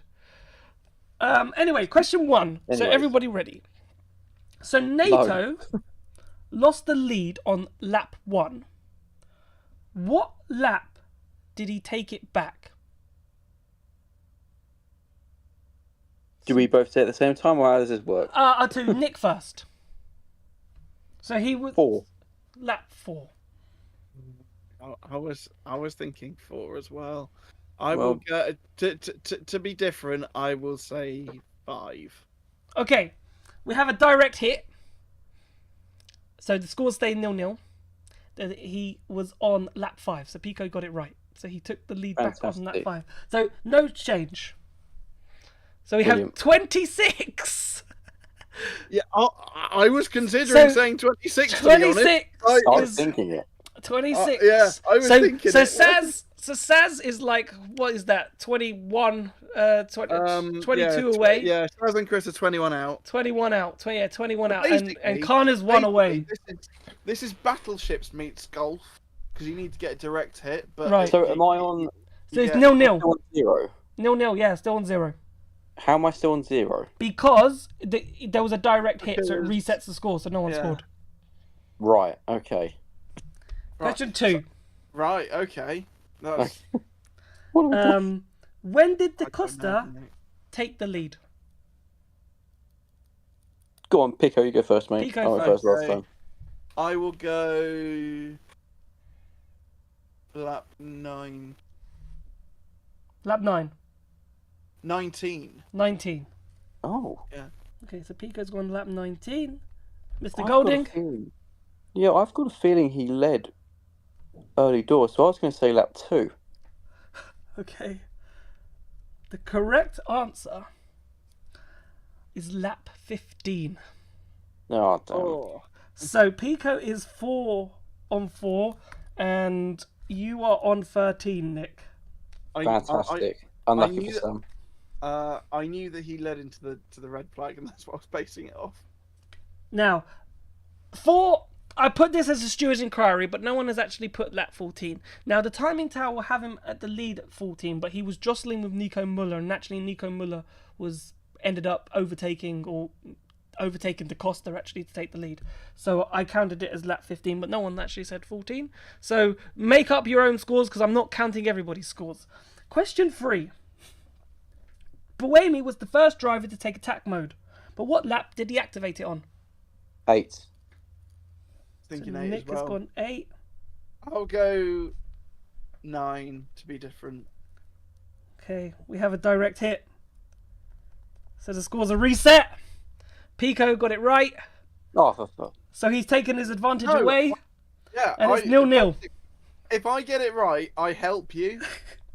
Oh, yay! Yeah, so you're back in the game. It's 0-0. Yeah. Get in. Honestly, you're allowed to not understand because A, it doesn't make sense, and B, you've been awake for 39 hours. So There we go. So basically, the moral of the game is you don't want to be right, but at the same time, you don't want to be that wrong. Yeah. So it's Sweet. so it's like the worst thing that you could. It's a bit like pointless, but if you get a pointless answer, you win money in a pointless no, trade. no, no, yeah, no.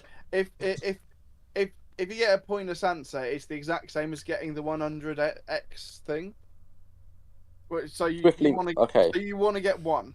Is the answer. Yeah, so you basically want to get one, right? I see. You want to win with the lowest score, but if you're 3-1 up, doesn't make sense. If you're winning by a mile, you don't point want to. Yeah, but that's the whole point of the game. What's next? Anyway, what was I? Question 4? I don't know. What was the lap that the crash?